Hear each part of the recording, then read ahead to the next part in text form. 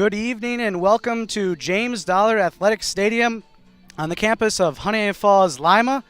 Football is back, ladies and gentlemen. Peter Carosa live here alongside, as always, Steve Bradley for tonight's matchup between the home Honeoye Falls-Lima Cougars and the visiting Livonia Bulldogs.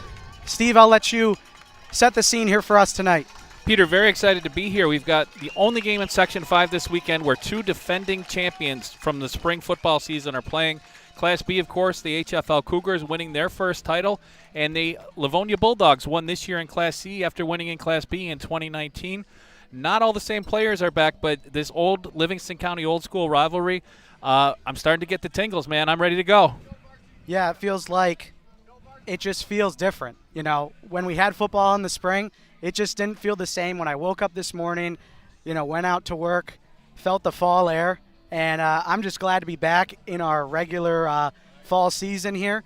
So before tonight's matchup gets underway, we'll just take a quick second to talk about the keys to the game brought to you by Bullfinch Fund. Invest right here. So starting with the first key for tonight, for both teams, it's score first. So Livonia likes to run that double wing type style offense. If they score first, it's going to be difficult for HFL to come from behind because you don't know how many possessions you're going to get when you play a team like this. For HFL, if they can come out and quick strike, then it's going to be tough for Livonia. They're not built to come from behind either. So that's a first key tonight. Yeah, and I agree totally there. Both coaches even kind of agreed with that when we had our conversation this week. Number two, DB debuts. Both teams are all new in the defensive backfield. Last year, the Cougars had 4 senior starters and really built their defense from the back forward. This year, all new people there. And Livonia, the same thing. They have 4 new starters on defense, and with the way that HFL likes to throw first to set up the run, it'll be interesting to see how they respond, because if HFL can get the air game going, like we said, it'll be tough for Livonia to chase them. And the last key tonight is expect the unexpected. Because of the rule changes, there's now one last week prior to week 1 for high school football, and as a result, neither team had a scrimmage. So expect the unexpected, because somebody might make a mistake. There was, limited time to practice, and, also both these teams like to run some trick plays here and there. So both teams should be prepared for something to go wrong.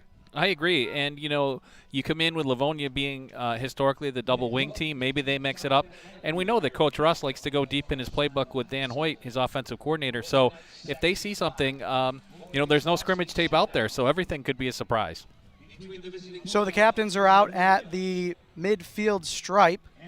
For HFL, the captains are number 58, Mitchell Bowling, and number 22, that is Zach Meacham. There's 4 captains for Livonia. It looks like number 68, Lewis Stewart, number 3, Justin Skelly, number 9, Jake Watkins, and I believe that's number 13, Jack Kearney. Jack Kearney. Yep.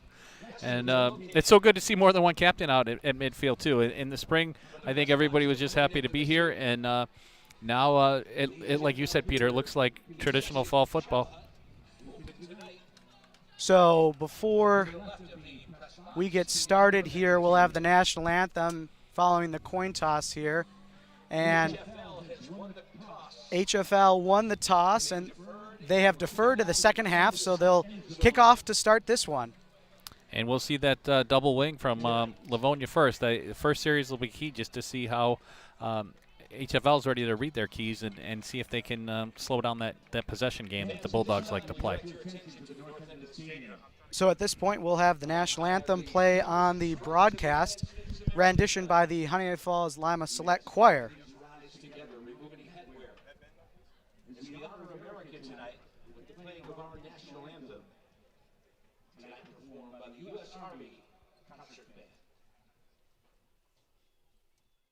Oh, say, can you see by the dawn's early light what so proudly we hailed at the twilight's last gleaming, whose broad stripes and bright stars through the perilous fight o'er the ramparts we watched were so gallantly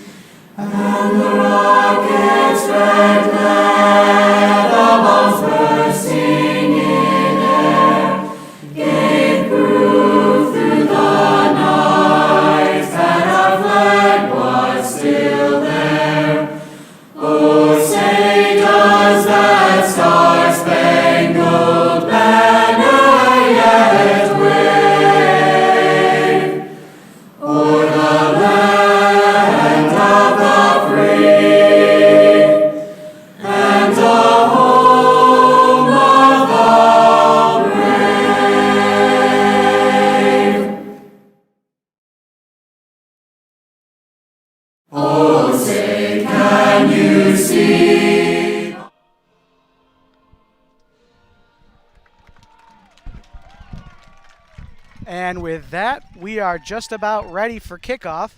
HFL will be kicking off to the visiting Livonia Bulldogs. Going back to that coin flip, interesting strategy for HFL to defer. We talked about if they could utilize that quick strike offense that they had a season ago, they should certainly be able to give this Livonia offense fits. But instead, they elect to bring their defense out to start this one. Well, maybe. Remember in the 2019 championship game, didn't Coach Russ open up with an onside kick? So, and I think he even referred to that in our conversation this week, that his philosophy is you've got to stop Livonia wherever they are, and whether it's on their 30 or their 50. And I'm not saying we're going to see an onside kick here, but that goes to key 3 and expect the unexpected. But you're right. I thought that if HFL had the opportunity, they'd try to jump up and get the lead and play from ahead. So kicking for the Cougars is number 11. That's Aiden Gould.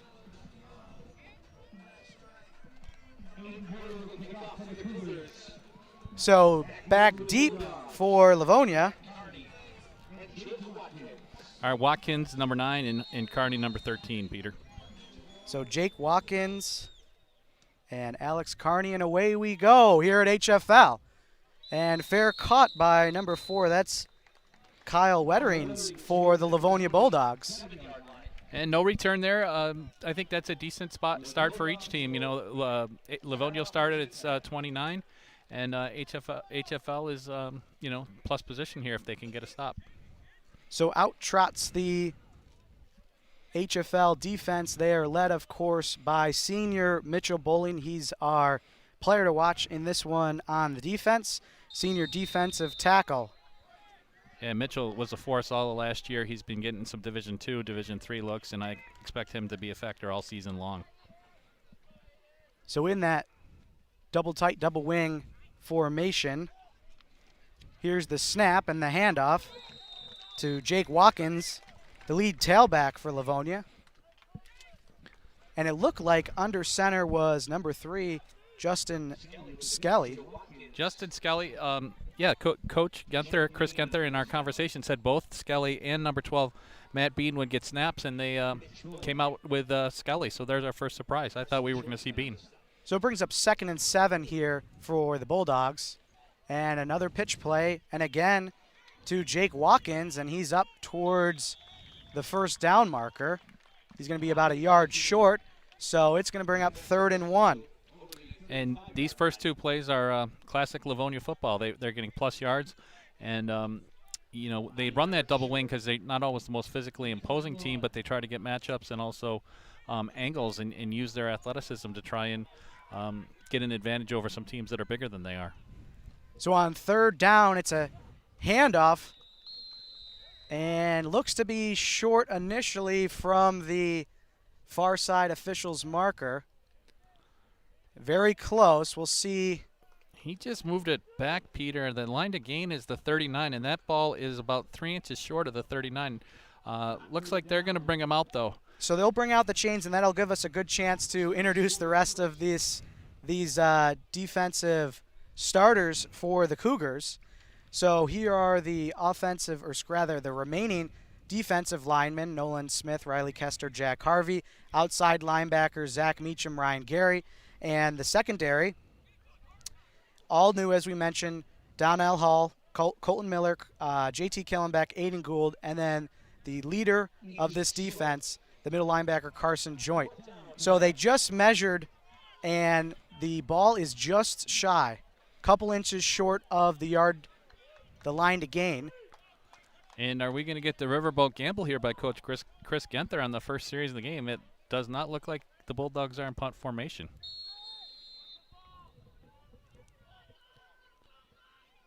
So 4th and 1 for Livonia. It's a handoff, and it looks like they got it. Big pile down there, Peter. They didn't need to get much, and the way the linesman's walking in, he's across the 40-yard line. So the 4th down gamble does pay off for the Bulldogs.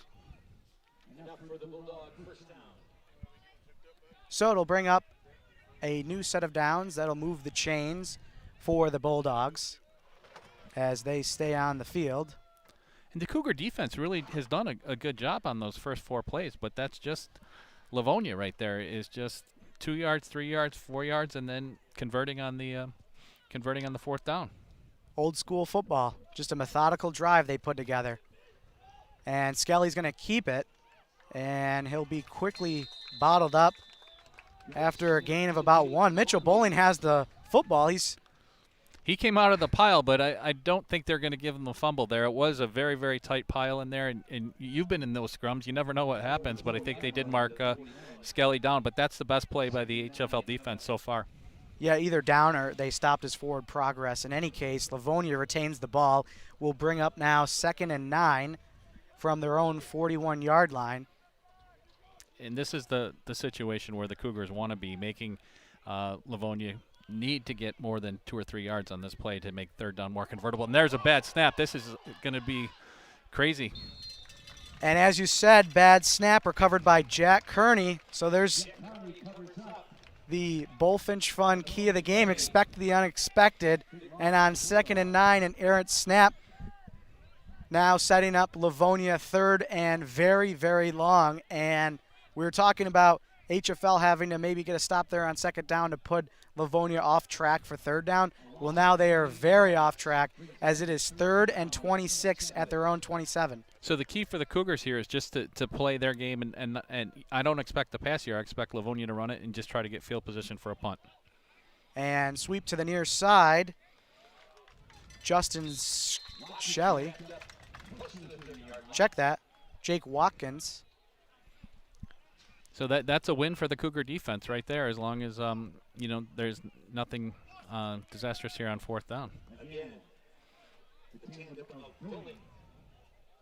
So now 4th down for Livonia, and the electric return man for the Cougars will be back deep.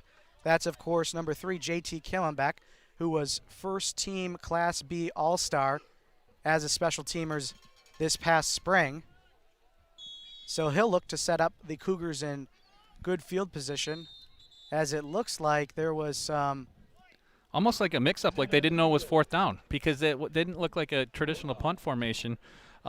Jake Watkins is listed as the punter on the team, but it looked like Bean was the deepest player there. So it looked like maybe just one of those first game and a short preseason kind of communication errors that are probably going to happen from time to time. Yeah, certainly. So Livonia is forced to burn a timeout pretty early in this first quarter. But I think that's a good timeout, because you don't want them to run a play there and then give the Cougars the ball inside of your own 30. So even though it wasn't the play that they were coming out to in their heads, they needed to do that to save a worse play from happening. So now it looks like Jake Watkins is back deep for the Bulldogs to punt this one away. Ball on the Livonia 29-yard line. JT Killenbeck with his heels at about the, we'll call it HFL 40-yard line. Here's the snap and the punt, end over end. This one's a short one. It's going to bounce before the midfield line. Killenbeck able to scoop it up off the turf. He's up to the 40 along the far sideline before he steps out of bounds at about the Livonia 34-yard line. Nice job there by JT Killenbeck. We know he's exciting. We saw him have a punt return touchdown last year, but he jumped up on the ball and didn't let it bounce any further and got the Cougars an additional 15 yards there. So now they've got the short field in front of them as they get the ball for the first time in the fall 2021 season. So here comes the offense, and the workhorse for the Cougars this year will be Zach Meacham, the senior running back. And Zach got some carries last year, but it was mostly in the second half, spelling Jacob Derby, a big continuing round linebacker, but he's going to be a big part of this offense this year. So Brody Young will hand off to Meacham, and his first carry is going to be about 2 yards. So we'll introduce you to the rest of that offense, starting with the big boys up front. The offensive line for HFL, Mitchell Bowling, Hayden Meehan, Carson Joint, Ryan Gary, Charlie Kirby. And at the skill positions, wide receivers Ben Carson, Aiden Gould, JT Killenbeck, Nolan Smith, and the new signal caller for the HFL offense, senior quarterback Brody Young. And Brody made some nice throws last spring, and we saw him in practice this week. I think he's got a good, strong arm. He's going to put the ball in the air his fair share this year, too. So on 2nd and down, it is a pass, and it just sailed a little bit far. Young was looking for Ben Carson here towards the near side. And, yep, the new receivers there. Just the timing was a little off for the Cougars, and now they've got 3rd and long. We'll see what they dial up here. Yeah, potentially 4 down territory. They do have a trio of decent kickers.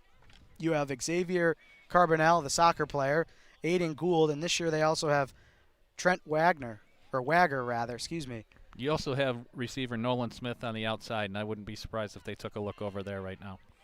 So doubles, and it's going to be a handoff to Meacham, and he's going to be tackled in the backfield.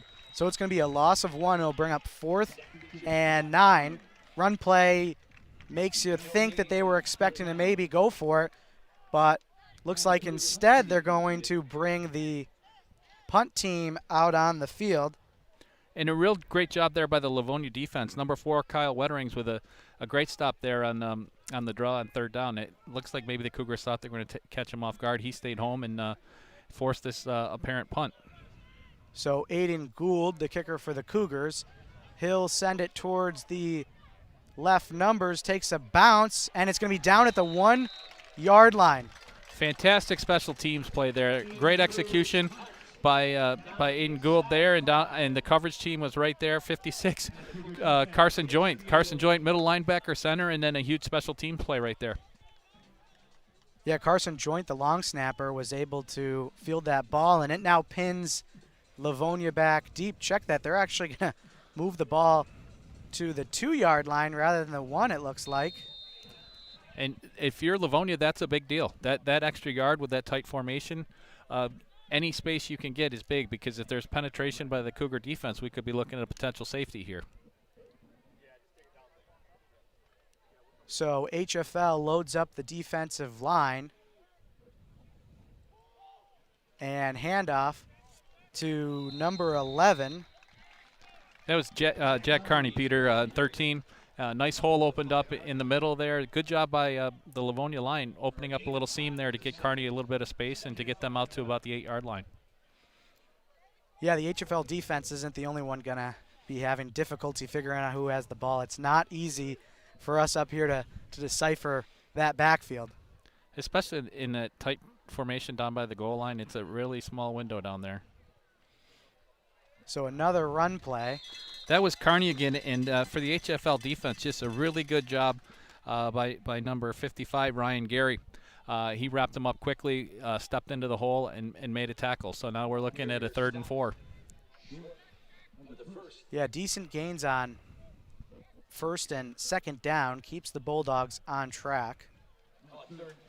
Still have about another 3 or 4 yards to go before they get a new set of downs. And if you're a Livonia fan, it also keeps the clock running, which is a staple of their game. So here's Watkins, and it looks like he'll be about a yard short of the 1st down marker, so it's going to bring up 4th down. Yeah, big play there by Mitchell Bowling, and a good stand by the HFL defense, keeping them deep territory, especially after the big play on 1st down for Livonia. So the first punt was not great. It got a little bit of a bounce, so we'll see what special teams brings here. So Watkins is punting from about his own goal line, collects the snap, he'll punt it better, spiraling kick, and that's going to bounce out of bounds at about the Livonia 45-yard line, so it prevents Killenbeck from having any chance at a return. That was a fantastic punt. Nice angled. I think that Livonia has seen JT on tape, knows how dangerous he is. He made a great play on the first one, and they didn't want him to catch that in the open field with 10 or 15 yards in front of him. So a very good job by Watkins. Now, you talked about tape. For those who are unaware at home, this game was not on the schedule until last Wednesday. So both teams had a very short amount of time to prepare. Livonia didn't even have any tape on HFL, so they quickly went to YouTube HFL had some old tapes of Livonia. They've been running this offense for so long. You can go back to the VHS days, and you got tape on Livonia. You do. The numbers and names change, but the system's been the same for a while. And here's a pitch out to Meacham. Nice carry on first down. He'll be 3 yards shy of the first down. HFL's best play on offense so far. Nice pitch there. 3 runs to 1 pass so far, Peter. It'll be interesting to kind of track that throughout the game. I think last year it may have been 60-40. I think it may trend a little bit more towards the run with Meacham this year, but it'll be interesting as this unfolds. But a nice positive game there. So 2nd and 3 for the Cougars. Meacham to Young's left, and it's going to be a design quarterback run play. Nice big hit there in the middle of the line. That's 76 right there. That's Wyatt Gates. We talked to Coach Genther about him, and Wyatt's not the tallest guy. They list him at 5'7", 260, but he did a great job plugging the hole right there. And Peter, another game where both coaches are coaching at their alma maters. That adds a little bit of history and intrigue to the game too, because they understand the history and the Livingston County rivalry piece. Yeah, we had a chance to talk to both coaches. We'll discuss what they told us before the game a little bit later in the broadcast, as we have a 3rd and 2 for the Cougars. It's going to be a pass play. Brody Young looks, fires it over the middle, and it's going to be caught by the Cougars. That's JT Killenbeck. And that was some great patience right there by Brody Young. I don't think Killenbeck was the first look, but he waited. He had time in the pocket. The line did its job. Killenbeck was able to get a step or two on his man, cutting across the middle. That extra time gave Young the opportunity to deliver the ball, and the Cougars get their first down. Yeah, and their first down is brought to you by Honeoye Falls Marketplace. Order your groceries online for curbside pickup today. So a real nice sequence of plays right there for the Cougars. They look like they may be starting to find their rhythm. So on first down, Young going to sling the ball to the near side, and that time it's caught by Ben Carson at about the 23-yard line. And credit to Kyle Wetterings of Livonia for a very good open field tackle there. That play wasn't as crisp as maybe you hope, where Carson can get some runs after the catch, but a lot of that had to do with Wetterings being in good position and being able to make that play. And with that young secondary for Livonia, I think this is what we were expecting HFL to do, try and spread the field out a little bit and make it challenging for those first-time starting DBs for the Bulldogs. And thus far, they've done a good job. You haven't seen anybody bust the coverage and be running wide open, and this Cougar offense is designed to free up its playmakers. So 2nd and 7, another pass play, blindside sack. Wow, great play by there. number 50. That's Connor Benitez. One of the Benitez twins. He's one of the linebackers, a first-year varsity player. He's got a twin brother named Alex. Coach Genther was hoping that they would get those kind of plays out of the Benitez brothers. And Peter, Coach Genther told us those guys look so much alike he can't even tell them apart. Connor is the middle linebacker, so he calls him Mike. Alex is the weak side linebacker, so he calls him Will. He said nothing's different about him, not even a freckle, nothing. Yeah, he was funny because we just kind of asked for a little nugget on them, and he gave us several, so that was great. And that's a huge play. That's exactly what Livonia needed to disrupt the rhythm of the HFL offense right there. So HFL elects to take a timeout, so that'll give us a great opportunity to talk about this old-fashioned Livingston County rivalry that existed for many years when these two teams were both in the Livingston County Football League. We asked Coach Genther, who's a history teacher, mind you, about what his best recollection of the HFL Livonia rivalry was, and he pointed to a 1999 game that actually head coach John Russ for the Cougars was quarterback at the time. It went into double overtime. HFL won that one 21-20. Coach Russ was 8 for 15, passing 81 yards. He had a touchdown and 3 PATs, one of which was the game-winning point. It was, and you know, Coach Genther, I thought he was going to say the 2019 game because that was a game where Livonia won the sectional title. Coach, and he even could describe the play where Livonia went for 2 in double overtime to win it. The pass in the back, the end zone fell short. And Coach Russ remembered the game in great detail, too. He was just a sophomore. He was kind of learning his way as a quarterback. Great win for him. And ironically, Coach Russ, in his 4 varsity seasons as a player, went 4-0 against Livonia. In his 3 times he's met them as a coach, the Bulldogs have won all 3. But these two guys definitely understand that it's a long history between these teams. So 3rd and 15 for HFL. They go 5 wide, 4 receivers to the top of your screen, and a pass play. Looking, he's going to fire towards Carson. He's got him. It's caught, and he's into the end zone.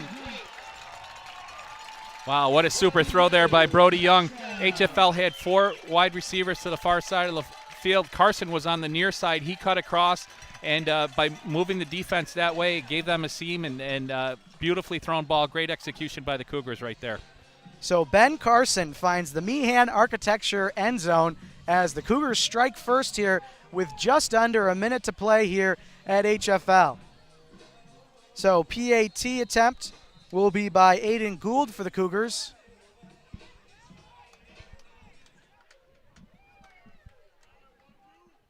The snap, the put down, the kick is up, and it's good. Cougars lead 7-0. Very nice job there by HFL on that drive. They had the sack, and then they answered right back with the big touchdown. And that's the offense that we were used to seeing in the spring. And Brody Young bided his time behind the Class B Player of the Year last year, Reese Joint, but he stepped up and made two big-time throws on that drive when they needed them.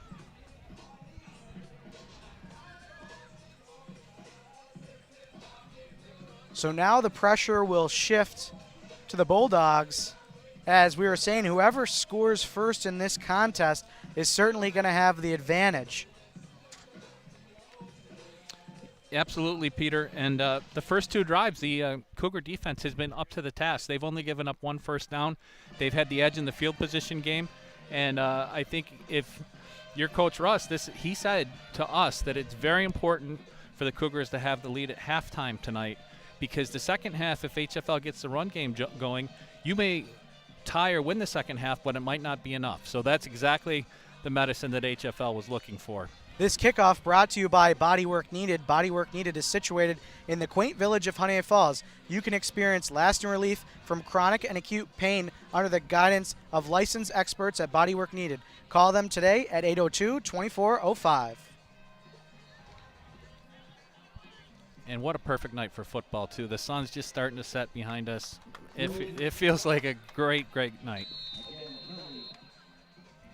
So Gould with the ball teed up, and sort of a squib kick. It's going to be fielded by the Bulldogs. And it's number 22. Yep, that's Matthew Connor, the senior for Livonia. And, that's kind of another kind of middle-of-the-road play there. You probably, if you're HFL, you want to get the ball a little deeper. Livonia starting on the 38. You'll take that field position almost any time. So 48 seconds left in this first quarter.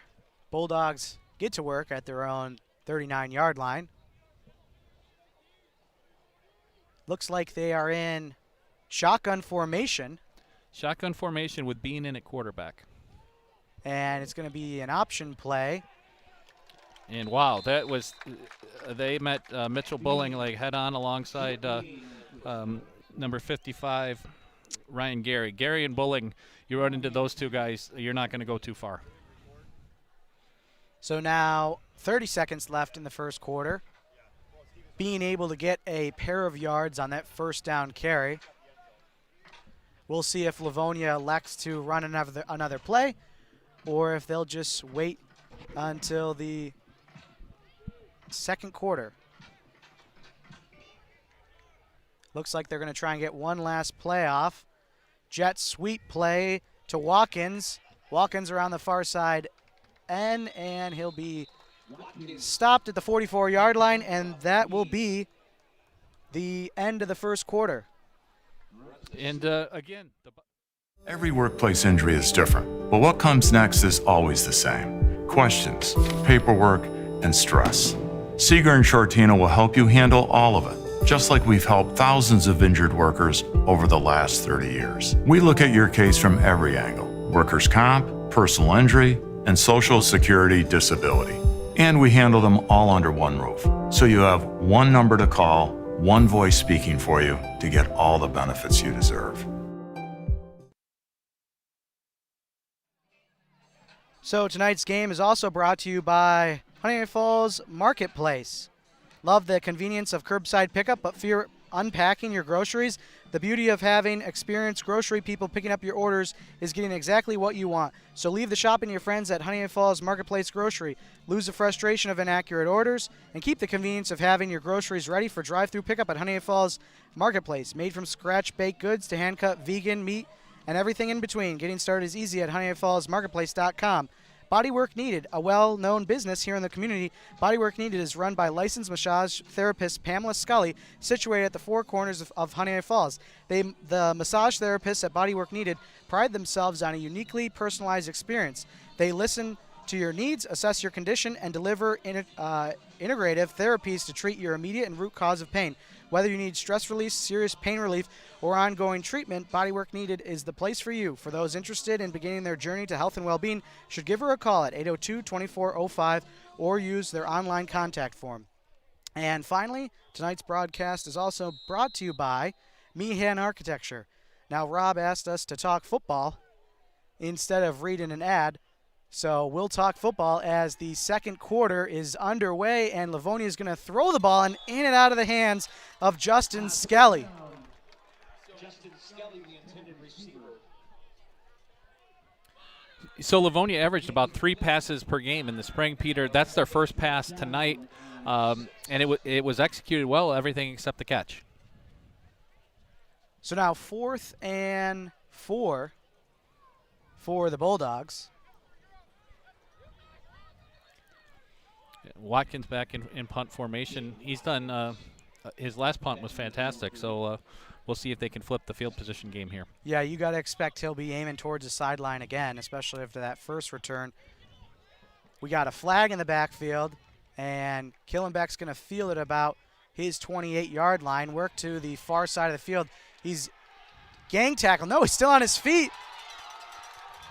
He's heading towards midfield. He's up at midfield, the 40, the 30, one man to beat, the 10, and he's going to be dragged down by his horse collar inside the 10-yard line as we have a plethora of laundry out on the field. I think every official has thrown a flag. I saw at least 3 infractions there. One, HFL was trying to get a player off the field, so I think the first flag was for too many men for HFL. The second flag I saw was for an illegal block, and I wouldn't be surprised if that is a horse collar, so I think we're going to see it all over again. And in the beginning, a fantastic return by JT Killenbeck. In the beginning, it almost looked like he knew it wasn't going to count because he kind of was lulling him to sleep, and then he comes and pops a 50-yarder. I don't know how they're going to sort this out. It's if they're both HFL, could be first down going the way for Livonia, but I think there are probably flags on both teams. Yeah, there was a flag approximately right around when the kick was made. We got a block in the back on Livonia. We got a hold against HFL, it looked like. And so they maybe they didn't have too many men on the field, but the HFL, the Cougars had a lineman running off the field before the ball was snapped. It looked like they were in a hurry to get somebody off, but we don't have the opportunity to count. I thought for sure it was going to be too many men on the field for the first one, but that didn't transpire. So they are now pacing off the penalty.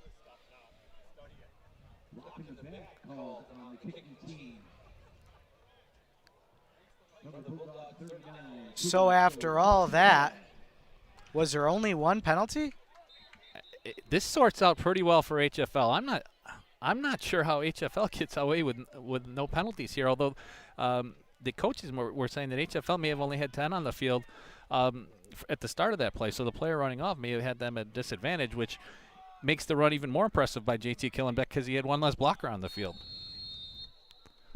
Well, in any case, it'll be 1st and 10 from the HFL 39-yard line. Going to be a handoff to Zach Meacham. He's up the center, and it's a foot race inside the 10, and he's going to score. Zach Meacham finds the Meehan Architecture end zone. Wow, that's back-to-back offensive plays and back-to-back touchdowns for the Cougars. Huge seam right there. Credit to the offensive line. Great run by Zach Meacham, and the Cougars are where they want to be. Yeah, and I'm still just a little dazed and confused from all of those penalties, how there was only one flag. or one called penalty rather, but in any case, HFL takes advantage of the short field with a quick strike touchdown. Nice run there by Zach Meacham. We mentioned him as the offensive player to watch for the Cougars, as the PAT is up and it's good. So Aiden Gould extends the Cougars lead to 14-0. And this is exactly where Livonia didn't want to be right now. 2 touchdowns back-to-back like that. And, you know, the seniors for HFL, Brody Young and Ben Carson and Zach Meacham all making big plays in the last couple of minutes. And this was the offense that Coach Gunther was nervous about when we had interviewed him on Wednesday. He didn't know what to expect because HFL had graduated, I believe, nearly 20 seniors, most of which, you know, started in some capacity. So he didn't know what to expect offensively from HFL, but he had a good feeling that they were going to play very similar style as this past spring. As we have a kickoff here brought to you by Bodywork Needed. Bodywork Needed is situated in the quaint village of Honeoye Falls. You can experience lasting relief from chronic and acute pain under the guidance of licensed experts at Bodywork Needed. Call them today at 802-2405.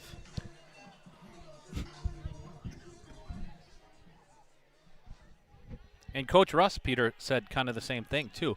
He didn't know what Livonia was going to bring, and he wasn't sure how his players were going to respond, but so far they've responded very, very well in the first 13 minutes. High end over end kick. That's a live ball. So wisely covered by Kyle Wetterings. So Livonia offense now comes back out on the field. They find themselves down 14 points here with just under 11.5 to go in this first half of play. They already have attempted a couple passes, which Coach Gunther told us that he wants to try and throw the ball more. Well, we'll see if, given the game flow, if he elects to throw the ball a little bit more. The other interesting thing that he mentioned is he knows he's not going to have to play this team again this year. Livonia Class C, HFL Class B. So at this point, you know, he's probably just going to try and assess what he has. Very true, and there's a huge difference between wanting to throw the ball and having to throw the ball. When you can throw the ball, when you have matchups set up and things like that, you're not chasing a 2-touchdown deficit. It's a lot easier when that's being dictated to you. And he also may only have 22 players eligible for tonight. So, yes, the Bulldogs want to compete. They want to have a good game. But they also want to make a run in Class C and stay as healthy as they can. I mean, and with those kind of numbers, we'll have to watch the fatigue as the game goes on, too. And obviously it's only a 14, point game. They are still very much in this, but something to think about as this game progresses. And a little misdirection play. That's Matthew Connor, who ended up with the ball, and he'll get about 2 yards short of the first down marker for Livonia. Yep, it was a little flip from the quarterback and then a second handoff from the inside back, and a little bit of misdirection. Gives Livonia a good chance at this first down. This is more their speed, where it's 3rd and 2. Now, you talked about eligibility. We had already mentioned earlier that there was no week of scrimmages, so there was one less week prior to this Week 1 game, which meant if you missed a practice at all during those first 2 weeks, you would not be eligible for tonight's game. That's true, and that makes it even. There's that second double handoff play again. And the Cougars are all over it. I don't think they got there. Yeah, I think Jake Watkins was just bottled up at about the line to gain, and it's going to come down to the spot. But it looks from here like he's got a favorable spot. They might come out and measure this one. Well, nope, they're just going to outright call it a first down. So a nice set of plays there for Livonia will extend this drive. And this is what they want. 9.5 minutes, 9:40 left in the half. They want to come down and score, and they want to take the clock with them. Of course, they take a touchdown on this play, but it's not the way they're built. They're more built to go 5 yards at a time. So 1st and 10, it's a pass play. It's going to be caught by Watkins. And a nice open field tackle by the Cougars. And that's the third pass of the game already, and Livonia 2 for 3 in through the air so far. And a lot of that is just to try and keep the Cougars honest. And watching the Cougar defense, Zach Meacham, who played a lot of linebacker this year, it was the first 3 or 4 plays of this series. They gave him a little bit of break, but he's back in there now, and he's the key to that defense for sure. And if Livonia can fine-tune this passing offense just to have it as an option, then certainly they're going to become even more dangerous in Class C, as the snap went over the head of the quarterback, and he'll have to just fall on it inside his own 25-yard line. And that's the second time they've had a snap do that. The one lineman that is new this year for the Cougars or for the Bulldogs is the center. So 2 weeks, no scrimmage. You don't want those plays to happen. I think in the back of his mind, Coach Genther was a little bit crossing his fingers that they didn't, but that's twice already tonight, and it's really tilted the field position for the Cougars both times. Yeah, I think both coaches, their objective for this game, given that it doesn't have, the inter-class implications, was just to play smart football, disciplined football, and limit the injuries. As it's now 3rd and long for Livonia, they're going to elect to throw. He just tosses it up, and it's going to be intercepted. Intercepted by the Cougars. That's 11. That's Aiden Gould. Gould.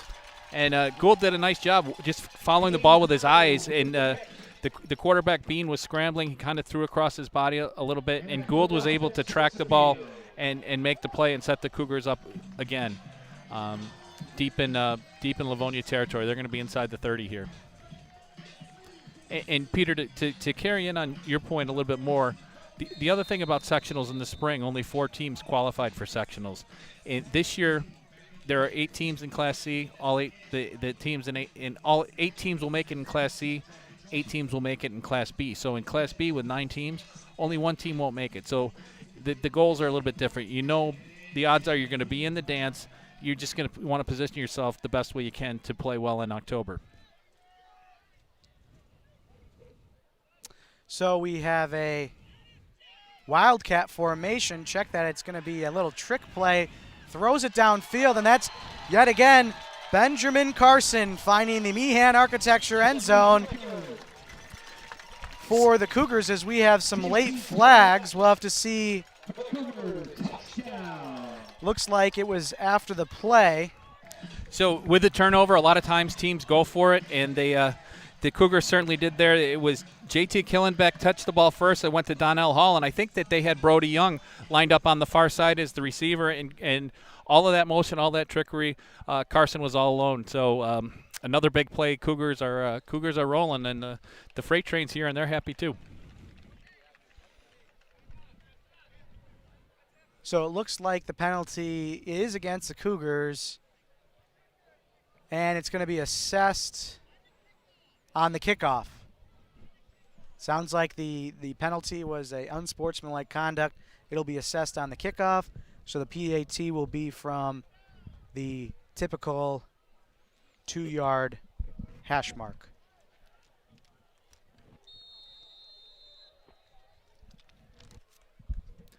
So even with the short preseason, the Cougars had time to put that in the playbook. That was a beautiful play. And that's a play that if you've been following HFL, I don't think they ran that play at all, but I remember 2 seasons ago, that 2019 season, they'd have a similar lineup, and it would be, who was a junior at the time, Reese Joint, lined up in that wide receiver slot, who would sling the ball downfield. So that's a classic little HFL play. So Brody Young able to get his second passing touchdown of the game. And, Brody being in the spotlight as a senior starting quarterback, a call like that to get him an easy look like that, I think that's the kind of play that can just build his confidence. And now we're, not even 17 minutes into the game. He's got a couple of touchdown passes. Ben Carson has established himself as a playmaker. And classic HFL, right? They know the players they have. They haven't even really looked at Nolan Smith yet. And we know that Nolan Smith at 6'5" on the outside is a player that a lot of teams are going to have difficulty matching up with. So the Cougars come out for another kickoff, which is, of course, brought to you by Bodywork Needed. Bodywork Needed is situated in the quaint village of Honeoye Falls. You can experience lasting relief from chronic and acute pain under the guidance of the licensed experts at Bodywork Needed. Call them today at 802-2405. The next time we talk to Coach Russ or one of the assistants, we'll have to get the name of that play because that was a great call. I you know, a little bit different than Philly Special, but I'm sure it's got a great catchy name and you know, definitely caught our attention. So here's the kick. And it's going to bounce out of bounds. Wisely played there by Jack Carney, who let the ball trickle over the end line, so we'll have a penalty. And keep in mind there was a 15-yarder assessed on that kickoff, so the Cougars were already kicking further towards the end zone that they are defending. And no penalties in the first quarter. The second quarter, a little bit more. We've seen the laundry a little bit. Guys are settling in and you know, being tested mentally, physically, and you know, with a score like this too, sometimes the penalties come out, and this might be good for Coach Russ too, right? It's been a fantastic start for the Cougars, but he can go in at halftime and say, "Hey guys, we committed 4 penalties in the first half. That's not acceptable. That's something we need to clean up and tighten up in the second half." So Livonia elects a re-kick. So Gould will now be teeing it off from his own 20-yard line. So Livonia more than likely is going to set up with some outstanding field position. Deep kick by Gould, fielded by Jake Watkins, who slips a tackle, and he'll get up past midfield. So the Bulldogs will set up shop from the, we'll call it HFL 43-yard line. Plus territory for Livonia. I don't know if they've been into HFL territory yet. And, you know, that great return there by Watkins gets them a chance for a good start here. And we'll see if they can put something together here and put a dent in this score. Check that. Will be Cougar 48-yard line. It's been a long week, folks. Glad to have football back, though. Nice watching UB handle their opponent pretty solidly last night. Is another pass play for the Bulldogs. This is Watkins still on his feet, and that's a nice pickup of about 7 yards through the air. Watkins, Peter, a 5'9", 150-pound senior. We've seen some good versatility out of him. We see him as the punter. We've seen him in the backfield with carries, a couple of catches, a nice return to set this up. So he looks like he's going to be a big factor for them this year. Yeah, certainly going to be stepping into that role that Alex Minahan had a season ago for the Bulldogs. He led the team in touchdowns. I believe he finished the year with 13 rushing touchdowns, had 3 in the championship over Bath Haverly. So watch for Watkins to really be that Livonia all-star this year. And a run play here. Very well done. That's number 22. Matthew Connor took this handoff on the wide handoff, had a nice hole around the outside, and back-to-back nice plays by Livonia. Yeah, Livonia picking up a new set of downs. So it'll be 1st and 10. Now at the HFL 33-yard line. Clock ticking, heading towards the 6-minute mark of this first half. And this is a handoff to Skelly. He'll pick up a couple of yards there. Yeah, almost 3. So this is kind of more of what we were expecting from Livonia, and this is, I think, what they will do in Class C when their teams our schools are more their size, is they'll be able to grind it out like this a little bit more and set the tempo. So far tonight, the Cougars have done an outstanding job of just setting the tempo and taking charge of the game. Yeah, it's definitely different watching Livonia operate out of the shotgun. When we talked to Coach Gunther on Wednesday, he said, we'll be a double wing team as long as I'm coaching here. Well, tonight we're seeing a little bit of a different look here given the score.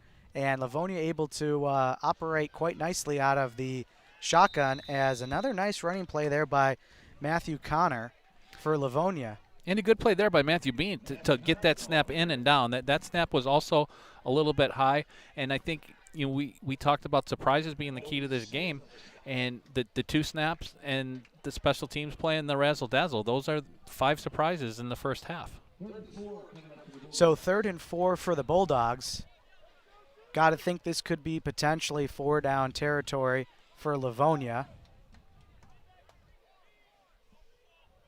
Oh, for sure. Especially, I mean, you want to get half of it here. As long as it's not a negative play, I think that they will do that. So a little misdirection play. Ball out on the turf. Connor fumbled it. And it looks like 75 came up with it for the Bulldogs. That's T.J. Gauze, one of their junior linemen who was a starter last year, one of the two-way anchors for them, and good awareness for him to pounce on the ball there. so after the fumble, it'll bring up 4th and we'll call it 3 yards. Livonia elects to keep the offense out on the field. Yeah, I really think that's the only choice for them right here. Even if they don't get this, you have a long field for the Cougars to go with less than 4 minutes in the half. So quick pass to Jake Watkins is quickly sniffed out. And it'll be a turnover on downs by the Bulldogs. JT Killenbeck, first man there, Peter. And then, again, Ryan Gary, the linebacker, got there. So Gary's been all over the field tonight. He and Bowling have just done a fantastic job on defense, and HFL's been very quick to the ball. Yeah, we talked about the linebackers a little bit earlier for the Cougars. They have, we'll call it, about 2.5 linebackers returning from a season ago. Ryan Gary got called up from JV midway through the season, and he ended up becoming a regular substitute for that linebacking core. He played some extended time in that sectional championship because of an injury to Patrick Lustig.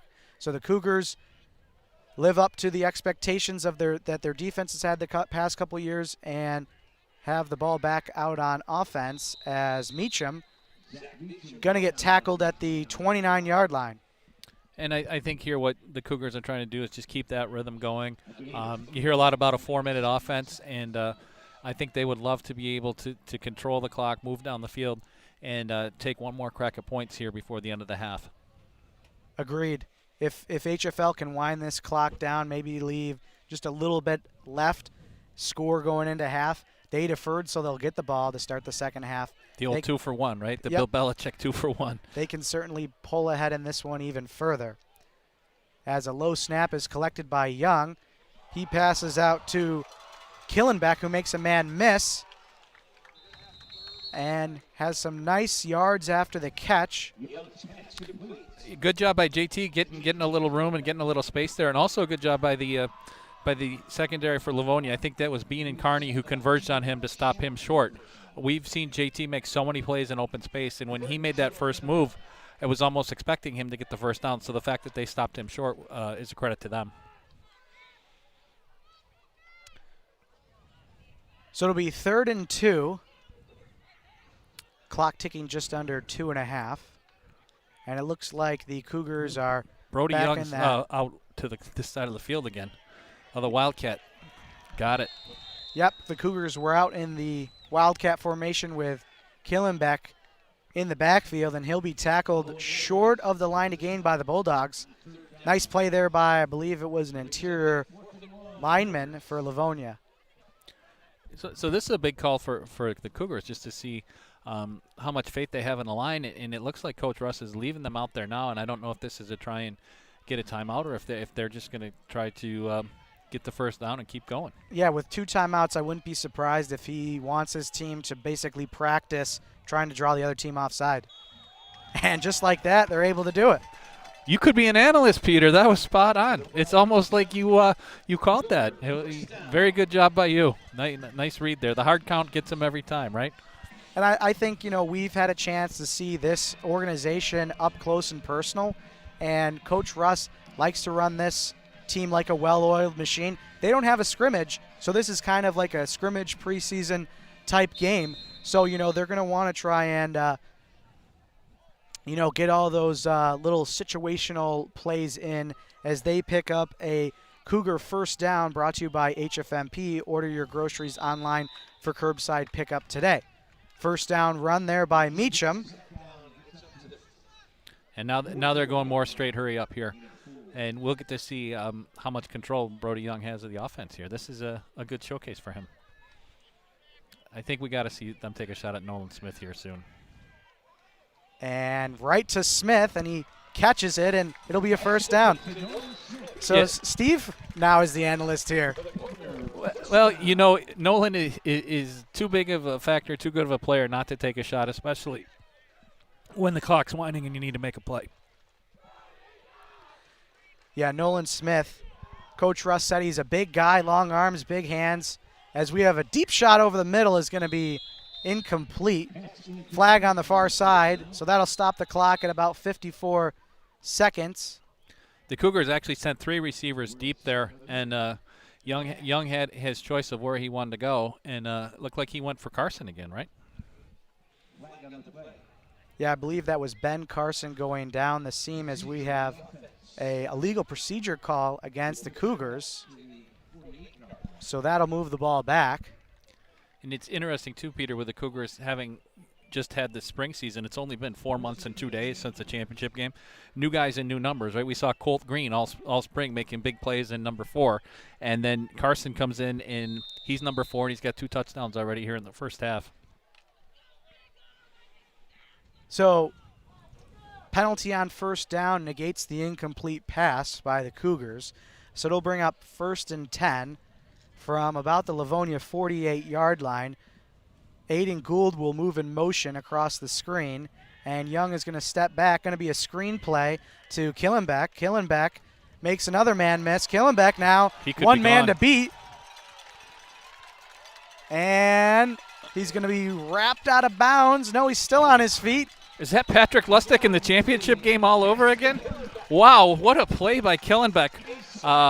Man, the screenplay, another first down, and the Cougars are in business with 37 seconds left in the half. Another big play by the offense, another great call. They sucked the defense in and let Killenbeck do his thing. And another HFMP first down for the Cougars. Order your groceries online for curbside pickup today. And as he was running down that one-on-one, it was almost like a shootout in hockey. You know, the defender was just trying to wait for him to make a move so he could know how to read him, and he just completely stunned the defender. But the defender did do a good job of not letting him get all the way there. It looked like if JT could have gotten one more step to the outside, gotten that shoulder turn, he would have been in the end zone. Yep, like you said, the defender just held him long enough so that help could arrive. So with about 36 seconds left to go in the first half, Young is going to be operating out of the shotgun. He'll keep it himself, and he'll be hit in the backfield. And hit pretty hard. That was number 2 for the Owen Wetterings. One of the 2 Wetterings, Owen and Kyle, number 2 and number 4. We've called both their names on defense tonight, and he stepped up and made a good play. That's the one play that the Cougars have run a couple times. The quarterback run has not been there for them yet tonight. No, it has not, and they certainly loved it in that 2019 season with Turner Wilson, who was a very similar build to Brody Young. They moved away from it this past spring with Reese Joint, but it's definitely back in the playbook. In fact, head coach John Russ told us to expect the playbook to definitely be a little bit more balanced like it was a bit in the 2019 season. They definitely leaned very, very heavy on Mason Ferrara, but definitely not the gun offense we saw in April and May. Well, and I think the other thing to this being a more traditional season, no scrimmage tape, the HFL coaches are smart. They know that people are going to be watching this. They want to get some plays on tape to give their opponents a little bit more to prepare for. So you show a little bit, and you know that there's for every play they have, there's 2 or 3 versions of it that they can counter and hit you another way. So it'll be 2nd and goal for the Cougars. They still have 1 timeout left. Ball on the 5-yard line. They'll try and punch this one in. So do I go to the Nolan Smith fade here, or maybe catch him off guard with Zach Meacham up the They middle? actually have Smith double covered here on the near side, so I don't think that's an option for Brody. Maybe on a quick slant, though. Could be a screen play to the far side. Nolan Smith on the slant, Peter. Touchdown, HFL. Nolan Smith finds the Meehan Architecture end zone, and that'll extend the lead. Now, I got to say that doesn't count because I said it. It was more likely going to be a screen to the left side, not the quick slant. But that was the look. If you were going to go with the quick slant, they had the two DBs, right on top of Smith, expecting the fade. But he's just a big-bodied guy, and for Brody Young, he's the exact kind of receiver you want. You can put it where only he can get it, and he finds the Meehan architecture end zone as the PAT is up, and it's good. See, now I wouldn't want you as a professor because I said I'm looking for Nolan Smith. I got the play wrong, but the guy right, I'd want partial credit. And you're taking all the credit away. Although it did look like there was a gap over the guard, too, where maybe the Meacham, they had several options there, and that's HFL. They give themselves a lot of choices, and a lot of times they make the right one. So 26.1 seconds left. Brody Young, 3 touchdown passes in the first half. Peter, what's impressed you about him so far? I think just his decision-making has been very good so far. I believe he has only 2 or 3 incompletions, and they weren't bad decisions. They were just a little bit off target. So, for the limited varsity experience he has, he did actually see action in 5 games this past spring, but definitely I'm very impressed with the decisions he's made tonight, and obviously with the talent he has around him and the coaching staff here at HFL. The decision-making is certainly made easier for him. As we have a kickoff here brought to you by Bodywork Needed. Bodywork Needed is situated in the quaint village of Honeoye Falls. You can experience lasting relief from chronic and acute pain under the guidance of licensed experts at Bodywork Needed. Call them today at 802-2405. And we talked about them getting the ball, the Cougars, with about just under 4 minutes left, having a chance to run the four-minute offense. With the exception of maybe one penalty, they ran it close to perfection there. They did exactly what they wanted, got in the end zone with less than 30 seconds left.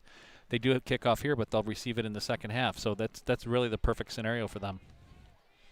So this one is fielded by Matthew Connor for Livonia, and he'll be tackled at about the 28-yard line.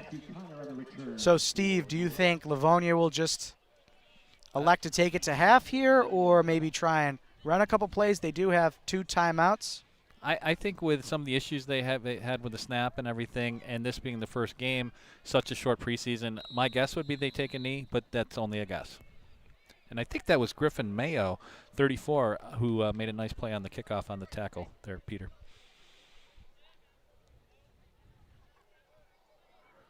So it looks like Livonia, looking at the play cards on their wrists, are more than likely going to be running at least one more play in this first half. And it'll be a rollout. And coming back to the right side, and he'll be tackled. Matthew Bean is going to be wrapped up by a trio of Cougars. Yep, number 61, Jack Harvey, was at the bottom of that pile. Made the first hit, and then there were a couple other guys right there who made quick contact. So that'll do it for the first half here at HFL. Score 28-0 in favor of the Cougars. Workplace injuries involve a lot of uncertainty. At first, it may seem like just a workers' comp case. But at Seeger and Shortino, we look at your case from every angle. You may also have a personal injury case that pays for your pain and suffering. Seeger and Shortino will handle every aspect of your case: workers' comp, personal injury, and Social Security disability. We'll help you get all the benefits you deserve. So call or text us today.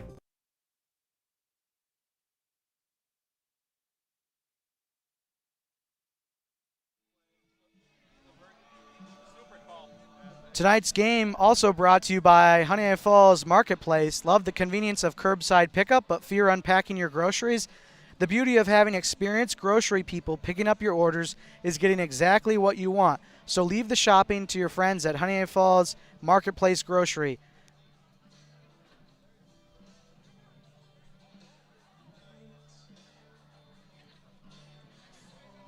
Bodywork Needed, a well-known business here in the community. Bodywork Needed is run by licensed massage therapist Pam Scully, situated in the Four Corners of Honeoye Falls.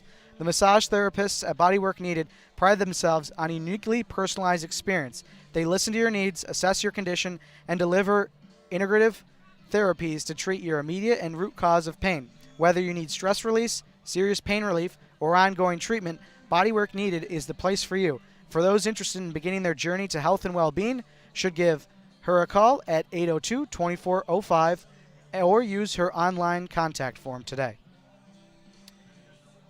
Also, Meehan Architecture. Now, Rob has asked us not to read an ad, but rather talk about some of the other goings-ons of HFL sports.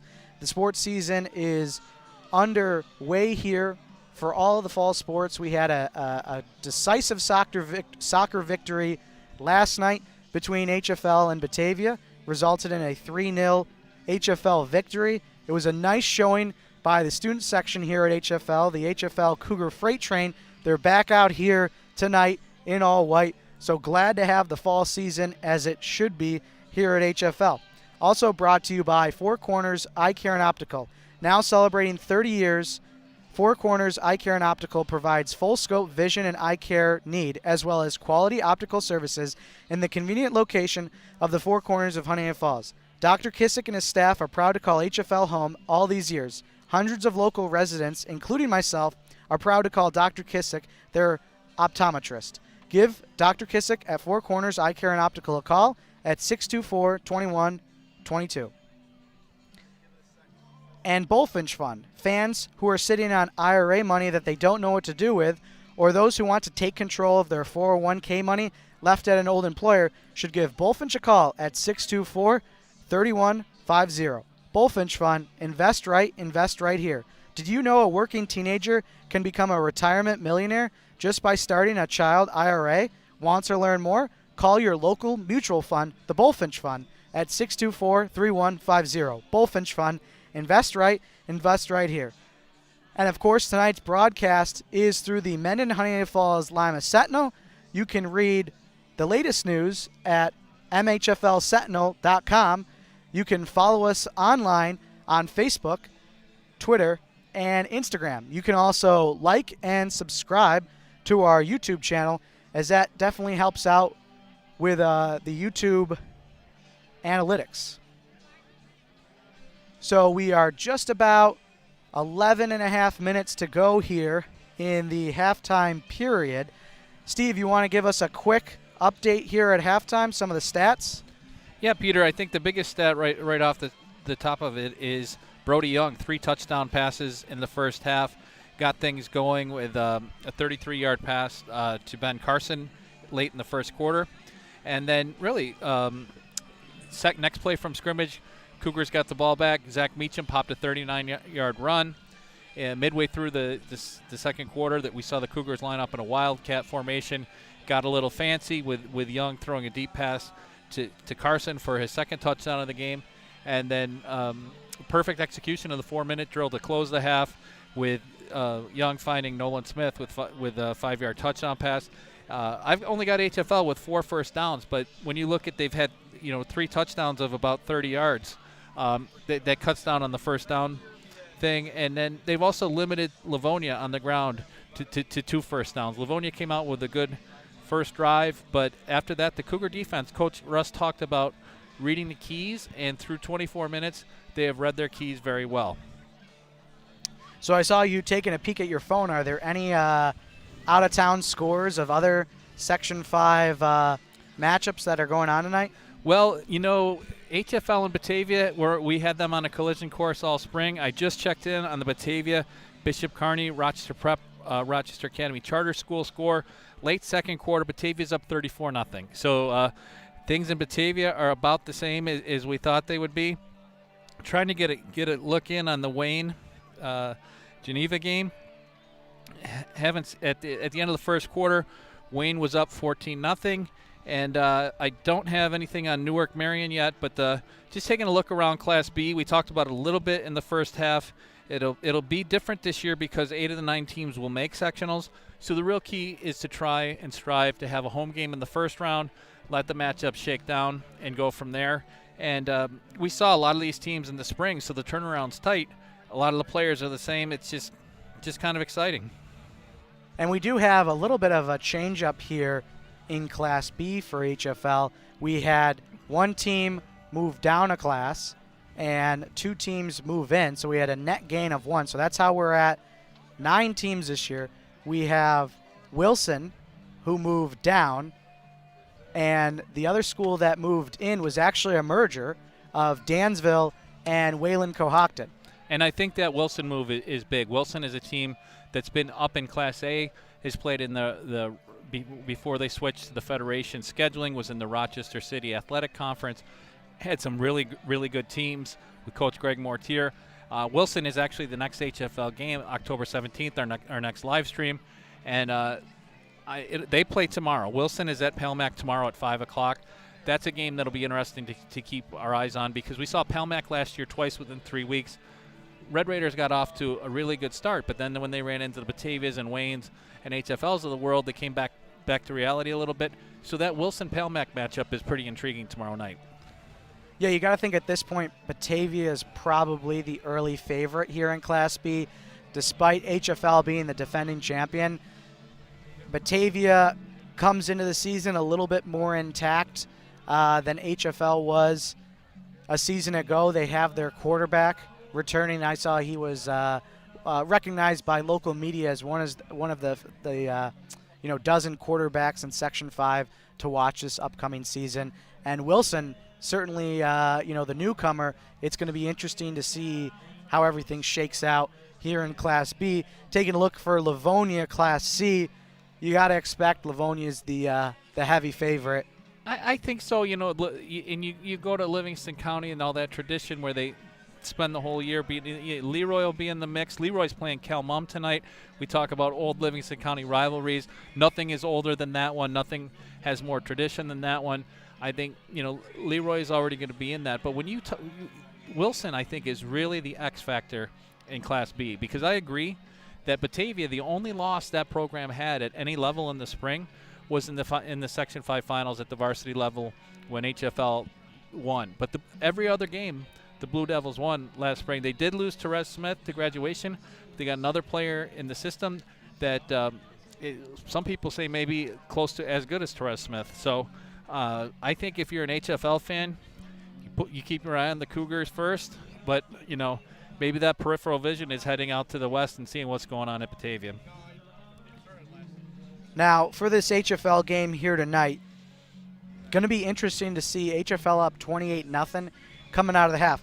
Now, a little interesting nugget we heard from Coach Russ was that there was a rule change in Section 5 that allowed JV players to play no more than 10 snaps in a varsity game, get 2 nights of rest, and then be eligible for the JV game depending on how the schedule fell. Well, this week 1 for varsity, there's no week 1 JV contest.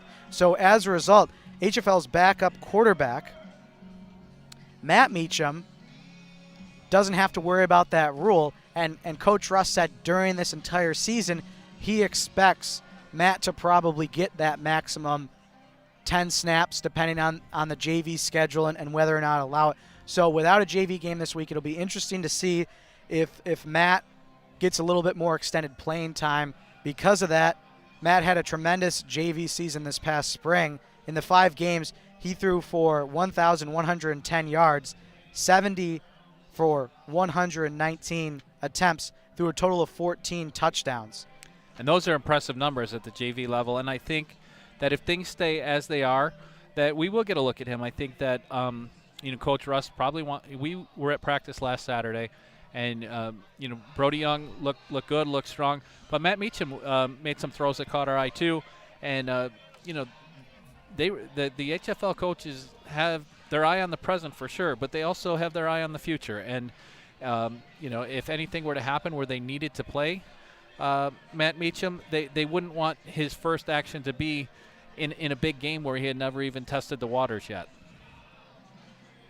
Yeah, it's very rare that HFL has had the depth that it's had recently at quarterback. 2 years ago they had both Turner and Reese, and last year it was Reese and Brody, and now they have Brody and Matt. So having depth at that position is certainly something that a small school like HFL is not had the luxury of having historically. And then I think some of that too comes with just building a program and building success. And And there's been so much great tradition at HFL. In other sports, we think of Bernie Gardner, who retired in the spring, and 39 seasons and more sectional titles than I can remember. 112 straight seasons. I'm not sure how many, but people want to be associated with successful programs. I think now that there's been sustained success on the football field, maybe some of the younger players are looking at it and coming out on a Friday night and saying, someday I want to be out there. And the same could be said for Livonia. You know, they're a team that's now won back-to-back sectional championships.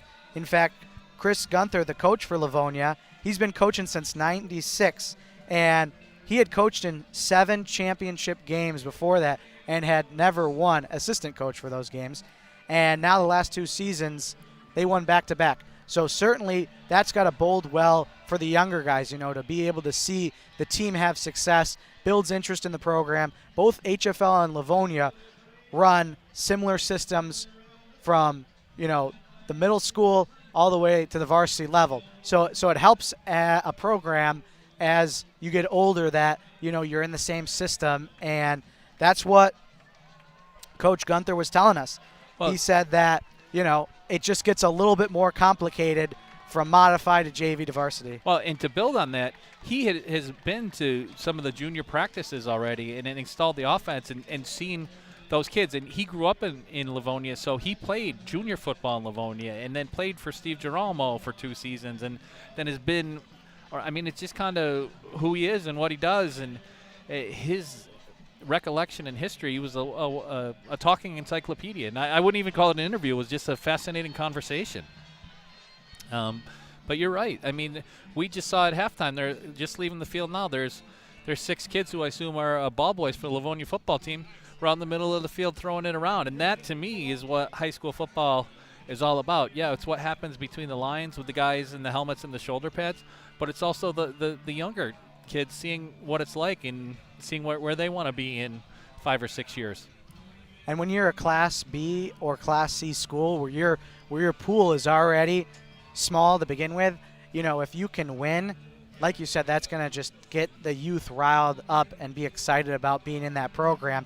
And in fact, talking to Coach Russ earlier this week, he was telling us that, you know, as soon as the spring season was over, the guys wanted to get back into the weight room. They wanted to get back doing the optional drills and everything. And he had to pump the brakes a little bit and said, hey, you know, we'll take a month off. We'll take a little break. Granted, the weight room, you can't get the guys out of that place. But they took about a month off. That allowed some of the spring sports to wind down, come back around, you know, middle to late June, start doing their optional drills and everything. And that actually bodes well given the short, you know, start of the season. Is he told us they didn't have to worry about installs because they had already had a lot of the playbook from last year and some of the optional drills. They went to Rush Henrietta, ran some 7-on-7s. So that enthusiasm in a program just makes everything a little bit more easier. Yeah, all of that buy-in for sure. And I mean, the proof is in the pudding right in front of us. You come out with so many changes, so many unknowns, and you score on 4 of your 5 possessions in the first half. So I do think that the Cougars will be a force to be reckoned with this fall too. And you know, you were at practice, I was at practice. There's just a crispness and an efficiency where every moment is planned, every drill is looked after, and they practice with a purpose, that's for sure. So halftime gets extended by a couple minutes here. So Cougars will be receiving the ball to start this second half. Saw both Brody Young and Matt Meacham loosening their arms on the sideline here. So it'll be interesting. I got to expect just that Young is going to be starting in this second half. You know, the other thing, because of the short practices and everything, conditioning, certainly a question. So they're going to want to keep guys in probably a little bit longer just to make sure that their conditioning is up. For sure, and that's definitely probably one of the tougher decisions the coaches will have in the second half is how long to go with guys because you do want to build their conditioning, but you also want to limit the risk of injury. And it's a delicate balance. The Cougars will be at Newark Marion on next Friday night, and that Newark has some explosive players that were on the team last year, and will be a formidable opponent, I think. So it's a delicate balance, and that's where I think the relationship of the team and knowing the players, that's where all of that comes in.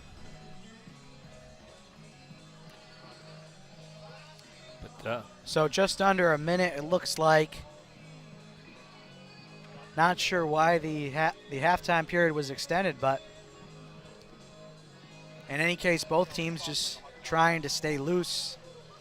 They'd come out of their respective holding areas, we'll call them, for at sure. halftime, and I think the coaches were expecting to go, and everybody's kind of just standing around at this point.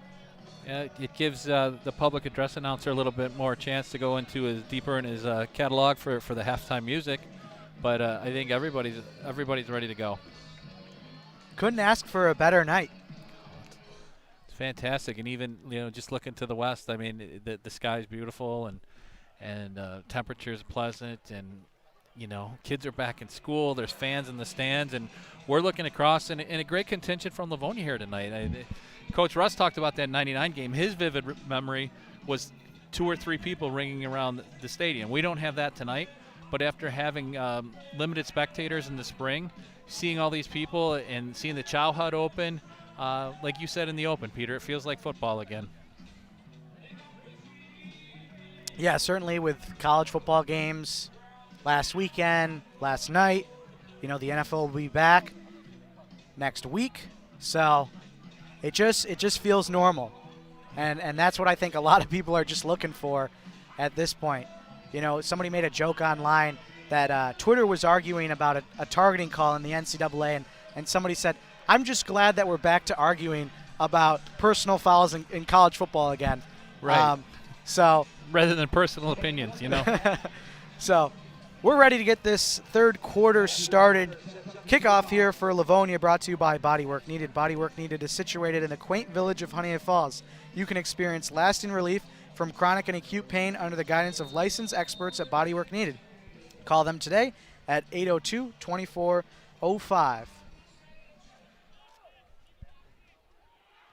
So a line drive kick is going to be fielded by Meacham for the Cougars. He's got some nice blocking. He's at midfield, and he'll be tackled at about the 46-yard line of Livonia. Great start for the Cougars the second half. Zach Meacham really just picked up the ball and went straight ahead and had a lane. With the Cougars on special teams, I think the focus for most people will be on JT Killenbeck. And here's an interesting thing. Brody Young is on the sideline, so it looks like Matt Meacham's getting the start in the second half. Yep, we talked about it. No JV game, so he can play unlimited reps and not worry about missing that. So we have an all-Meacham backfield. Matt Meacham hands off to Zach Meacham, who's still on his feet, breaks a tackle up to the 30. He's got a pair of blockers in front of him. He'll be tackled from behind inside the 20-yard line for a Honeoye Falls Marketplace first down. Order your groceries online for curbside pickup today. And Zach Meacham just displaying a lot of toughness, running after contact, and how cool is that? The first snap from Matt, hands it to his brother, and it's a great run like that. I think that club will be running in the Meacham house for a while. Only thing better would have been a touchdown, right? Only thing better. Well, it'll be 1st and 10 here for HFL at the 17. Trips to the bottom of your screen. Meacham collects the snap. He's going to throw it, and it's going to be caught, but quickly driven out of bounds. Nice play there by Jake Watkins. That was JT Killenbeck on the reception for the Cougars. And a good job. First varsity pass by Matt Meacham, rolled out a little bit, bought some time, and a completion. A completion on a pass is rarely a bad thing. So it'll bring up, call it 2nd and 10. No gain on the play. Number 6, Matt Meacham, quarterback. So trips now to the far side on 2nd down. And Zach Meacham shifts to Matt Meacham's right. He'll accept the handoff, powering ahead. he'll fall inside the 10. So Zach Meacham will be just short of the first down marker, so it'll bring up 3rd and short. Straight ahead run there. Good job by the Cougar line, just kind of paving the way. Zach Meacham followed his blocks really well and really didn't get contact till after he was 5 yards down the field. So this will be a good play for the young sophomore here, and just I think this is great for the HFL to have the opportunity to give him the chance to play meaningful snaps in case they do need him down the road. So doubles formation for the Cougars. Zach Meacham gets the handoff, and it's going to be close, depending on the spot. Meacham picks up the Cougar. And they're going to say, Close to the Cougar first down. nope, check that. Still no indication. The PA announcer had the first down, but the officials weren't ready to give it to him yet. Cougar. Looks like they just marked it. It's a HFMP first down. Order your groceries online for curbside pickup today. So 1st and goal. Now here's what I was thinking. If Zach Meacham got that first down like he did, something the Cougars like to do is wide receiver screen passes this close to the goal line. Maybe a high percentage throw for Matt Meacham to make and build some confidence here early.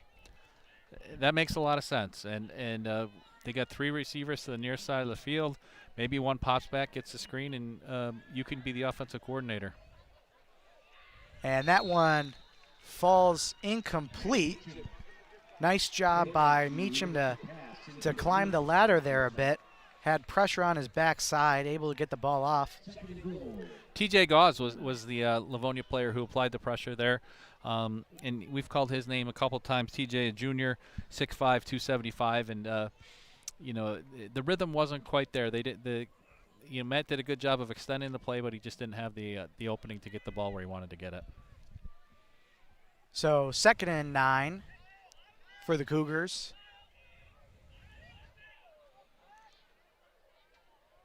Meacham from the gun. He's going to throw. He'll look, and that one falls incomplete. Looking in the direction of, I believe, Aiden Gould for HFL. Right, Gould and Carson were both in the area there. Good chance to see what Matt Meacham can do here. That the Livonia defense is tightening up a bit. There's not a lot of space. And a lot of times the difference between JV and varsity is the speed of the game and the space, and things happen a little more fast in varsity. So getting him these reads is going to help him no matter where he plays this season. So it's interesting. Every time Matt Meacham comes over to offensive coordinator Dan Hoyt, Brody Young will walk up and kind of be in the huddle there, kind of listen into the discussion. So just great leadership by Brody Young on display there. 3rd and goal, pass play, in and out of the fingertips of, I believe that is Ben Carson. That was Carson. He was looking for the hat trick there, and it looked like he had it on the out, and the ball was a good throw by Matt Meacham. They just didn't connect. So it brings up 4th and goal from the 9-yard line, and HFL is going to elect to go for a field goal. And I think you have to. I mean, you want to see what you have in your kicking game, and B, you don't want to rub it in when you do have a good kicker like this. I think this is a good call and the expected call. So here's the field goal attempt. Joint the snap, Carson the hold. Kick is no good. Wide left. Wide left from 23 yards. So, again, that gives Coach Russ and the special teams coach, Ryan Wise, a little bit to work on next week. When you play as well as the Cougars have played here, you look for finer points, and the field goal operation is one place they might look. Now, Aiden Gould has been kicking here for HFL, but last year, I believe the primary kicking duties for the Cougars was number 21, Xavier Carbonell. So we'll see maybe later in this game if there's any other field goal kicking opportunities for HFL if Carbonell gets a shot.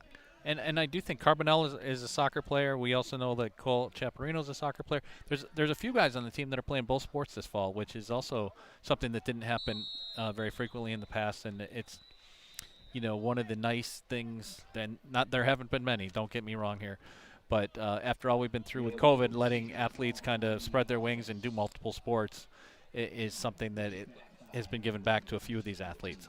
So the Matt Connor run play is halted for an illegal procedure call against Livonia. It'll bring up 1st and 15 for the Bulldogs, now operating inside their own 15-yard line.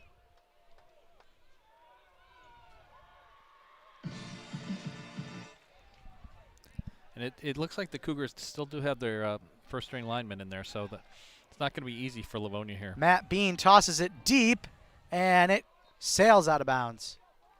Looking in the direction of Jake Watkins there. So Livonia coming out throwing. They've already thrown 5 or 6 passes tonight, which is definitely more than normal. But Coach Genther did say they wanted to diversify the offense a little bit, but one of the challenges was the shorter preseason. They didn't really – we talked about the Cougars not needing a lot of time to install. I think Livonia wishes it did have more time to install. Well, if Livonia keeps throwing the ball, I believe they threw a total of 24 this past spring. So if they increase the pace, they might be able to match that in this game alone. I'd be surprised, but it's mathematically possible. And here's a nice run play for Livonia. Jack Kearney picks up nice yardage on 2nd down, make it a more manageable 3rd. And, you know, from the Livonia perspective on offense, I think that the 2 players that have stood out to me have been number 9, Jake Watkins, and number 13, Jack Kearney. When Livonia has had positive plays, more times than not, it's been one of those 2 fellas. So 3rd and 7, as you can potentially hear some of the HFL faithful here in attendance tonight making some noise. Another pass play here for Bean. He'll load it up, fire it over the middle, and nearly intercepted. And we have a flag. And the way that HFL is reacting, it's likely to be called against them. Maybe illegal contact or pass interference thrown in that vicinity. Yeah, I didn't see the contact or the break on the ball. It looked like Donnell Hall, number 2, junior, was the closest Cougar to the play there, and I think he's a player that, with the 4 new starters in the secondary, they're looking at him with somebody with a lot of potential, a lot of ability to make some plays for him. So it was pass interference against the Cougars, so that'll give Livonia a new set of downs, and it'll move the ball all the way out to the HFL.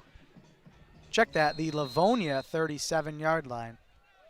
And thinking about Livonia throwing the ball as much as they are, it's really good test for the Cougars, too, with 4 new starters in the secondary.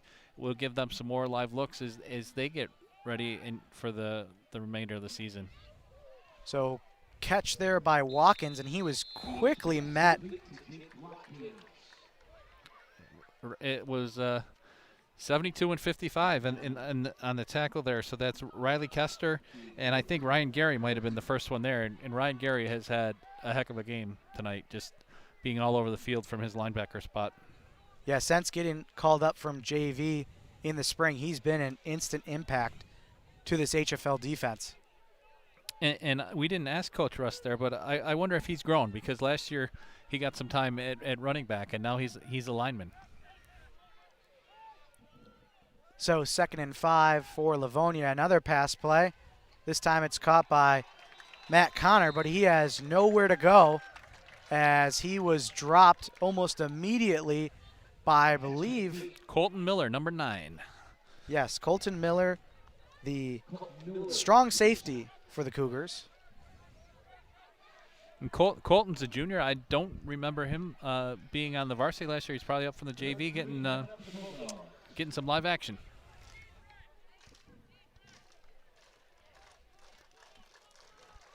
So 3rd and 3 for Livonia.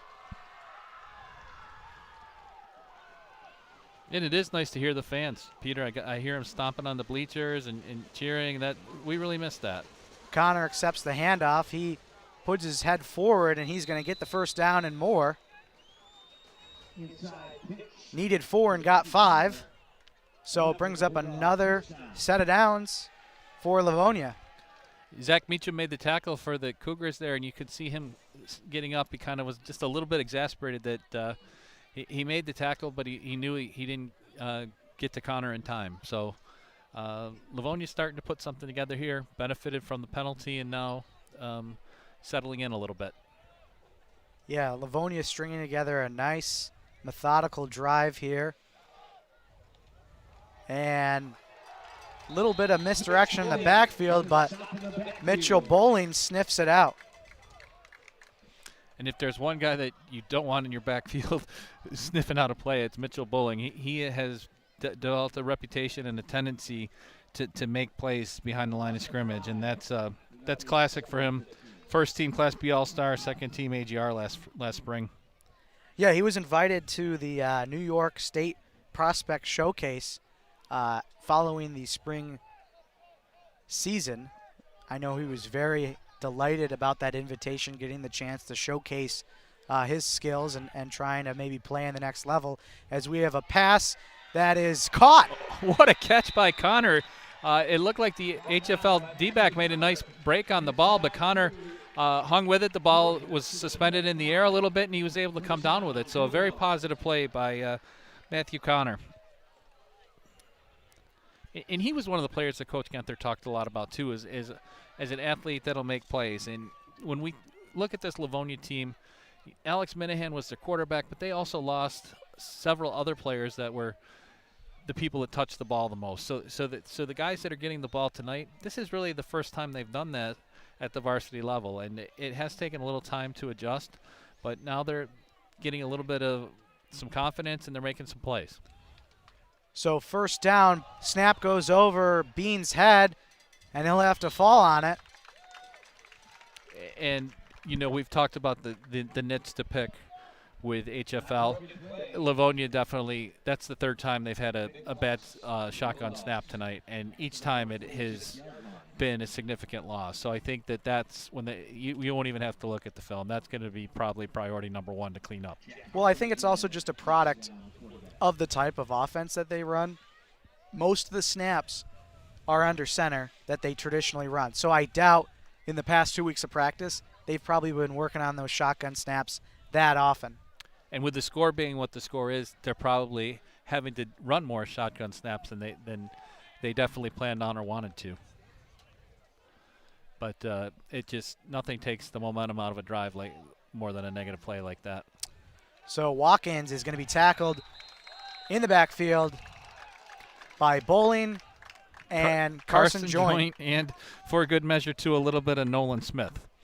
So when you see those three guys getting up off of the pile, you know that it's probably a positive play for the defense.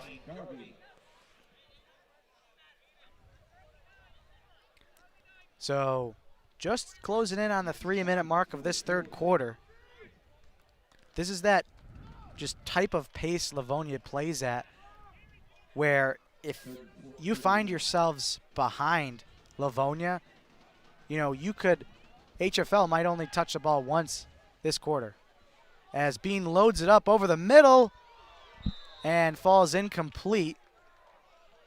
And a good job by the coverage unit there. It was JT Killenbeck who attempted to make a play on the ball. And the one thing that I don't like, JT's walking a little funny as he comes up off the pile, favoring that ankle a little bit. That's the one thing you don't want to see, is somebody sustain an injury here as we hit the final 3 minutes and head towards the fourth quarter. And as we watch JT drop back to receive this punt potentially, he's a little gingerly. Yeah, I got to expect Livonia is going to punt it in the opposite direction of Killenbeck here. Yeah, I think that's what you got to try to do. Nice spiraling kick. It's going to sail out. We'll have to see where they mark it, somewhere probably around the 30-yard line. The official's going deeper than I thought he would. He's going right to the 25, and I thought maybe it went out of bounds a little bit sooner than that. But if you're Livonia, that's a win, because JT doesn't touch the ball, and he can't run it back if he doesn't have it in bounds. So it'll be 1st and 10 for the Cougars. And Meacham remains in at quarterback, Matt Meacham.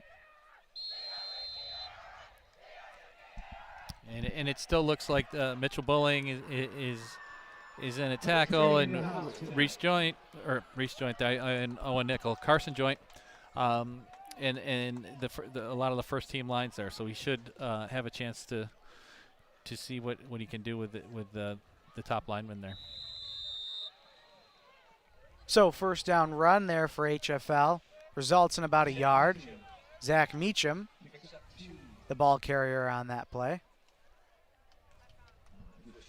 You got to think this is a lot of fun for the Meacham brothers, right? To be in the same huddle together, and you know, Zach playing a larger role on offense this year, and just seeing Matt come along.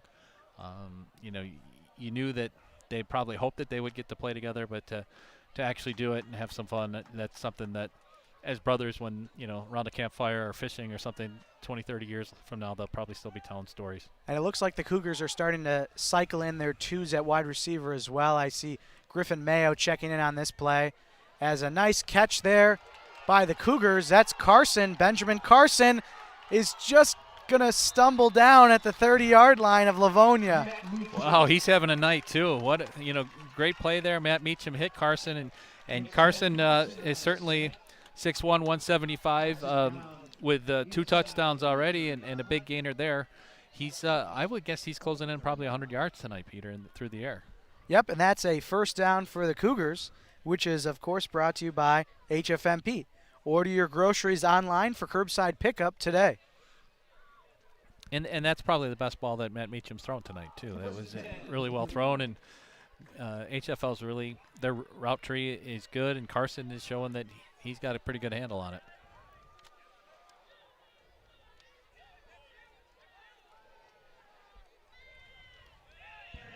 So nice play there in the backfield. Believe that was Owen Wetterings, number 2 for Livonia, who came up and made the play.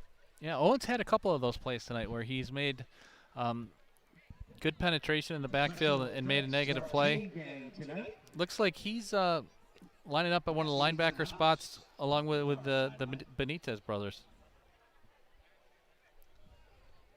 So Matt Meacham trots from the near side sideline, bringing the play in. Just 40 seconds left in this third quarter.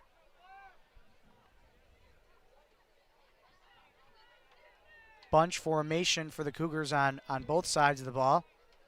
Meacham's going to pass, slings it, and a little bit too, coming a little too hot out of his hands there. Incomplete. Yeah, the receiver didn't really have separation there. That there wasn't a lot to do, and maybe overthrowing wasn't the worst thing. So Nolan Smith, Ben Carson, Donnell Hall check back in for the Cougars. And Zach Meacham coming off. Looked like he might have been favoring a leg there too, but maybe not. Maybe just dinged up a little bit. Don't like to speculate at all though. And Meacham will look, fire, and not sure who that was intended for. Maybe some miscommunication. It looked like the far side receiver was running back towards the line of scrimmage, and Meacham was expecting him to go to the end zone. In any case, it stops the clock here with 19 seconds to go in the third quarter. But it looks like the Cougars will go for it here on fourth down, just outside the 30. You don't really gain anything by punting, and it's too far for a field goal, so this makes sense. So Donnell Hall, the second string running back for the Cougars, has been in the last couple plays. And it's Hall who the pass was intended for. Yeah, it looked like a little wheel route out of the backfield, and they just couldn't get it over the shoulder and let Hall make a play. Yeah, nice pressure the last couple of plays by the Bulldog defensive line. And those guys, most of them are going both ways. So real credit to them for, being able to turn up the pressure here. We're seeing the same guys. Jonathan Cry, 74, Wyatt Gates, 76, and Cole Bingham, 77. They've been on the field all night. So Livonia, 1st and 10 from their own 31-yard line. Matt Connor, the man in motion, going to be handed off to Jake Watkins, who will be tackled just short of the 40-yard line. And that will be the last play of the third quarter.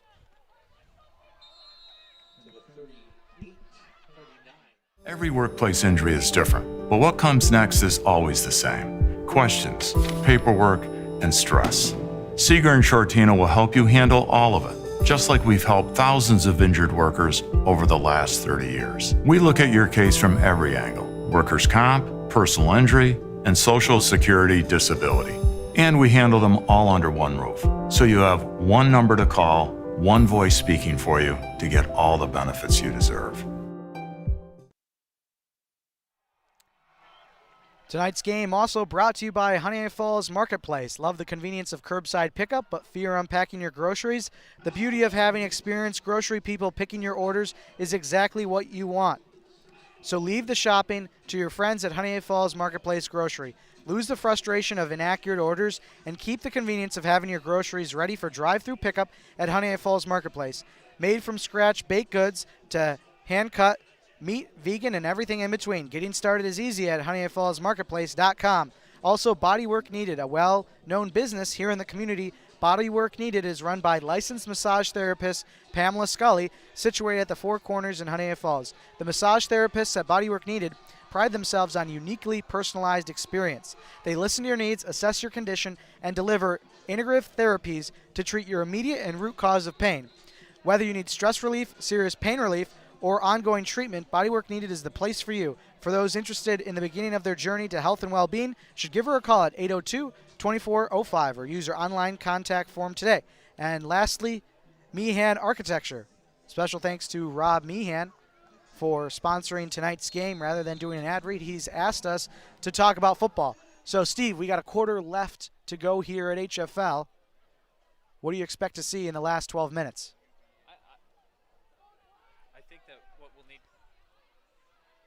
I think the last quarter, both teams will try to just figure out who they are, to capture their identity, get a look at some players. I think that they'll go deeper into the roster.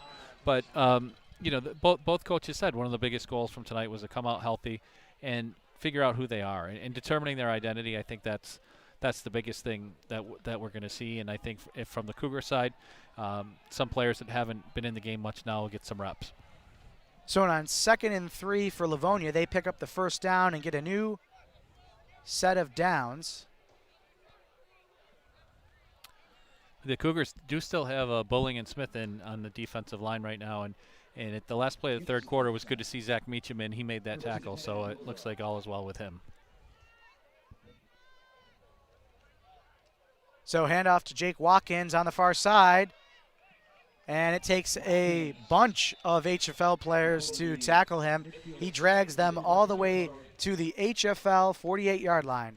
Just a very determined run right there by Watkins, who's been impressive tonight. And I counted 4 Cougar defenders around him before he finally came down. So HFL doing a good job of getting to the ball, and Jake Watkins doing a good job of keeping those legs moving. So now a 2nd and short for Livonia. We'll see what they elect to do here. Looks like number 76 actually is in the backfield, setting up an extra blocker. Wyatt Gates. And another run by Watkins, and that'll be good enough for a first down and more. And one of the things that Coach Genther did tell us in our conversation was that he does like misdirection, and now we've seen it a few times. That was a nice misdirection play.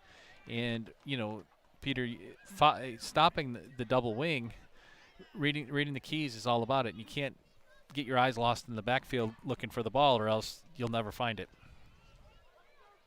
And HFL is the type of team that teaches their guys to typically read the guards. You don't see fake guard pulls at this level typically, as Jake Watkins has another carry up to the 40-yard line. You don't see fake guard pulls too often at the high school level, so the guards will typically lead you to the ball. Absolutely, especially with a 2-week preseason. You're not going to get that intricate against a team, too, that you're not going to see again the rest of the season. I think I think both teams considered this game a real game more than a scrimmage, but they also know that there's a lot of football left after week 1.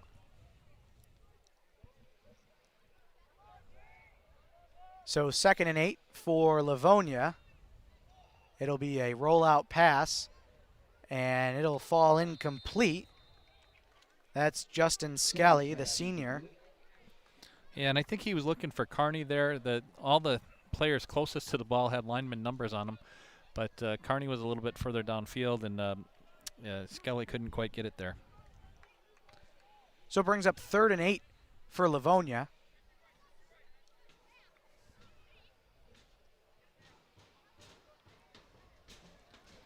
Looks like they have moved back towards that double wing formation that we saw them start the game. And this is a run play by Jack Kearney. And he did a good job there, too. These Livonia runners have shown a willingness to take contact and keep moving forward, and are not easy to tackle. And HFL has more players on the roster, a little bit more size, but Livonia both teams are showing a lot of heart tonight. And Mitchell Bowling just checked back in for Travis Powell. So it seems like HFL wants to keep a rotation going probably through the rest of this game just to keep that conditioning up.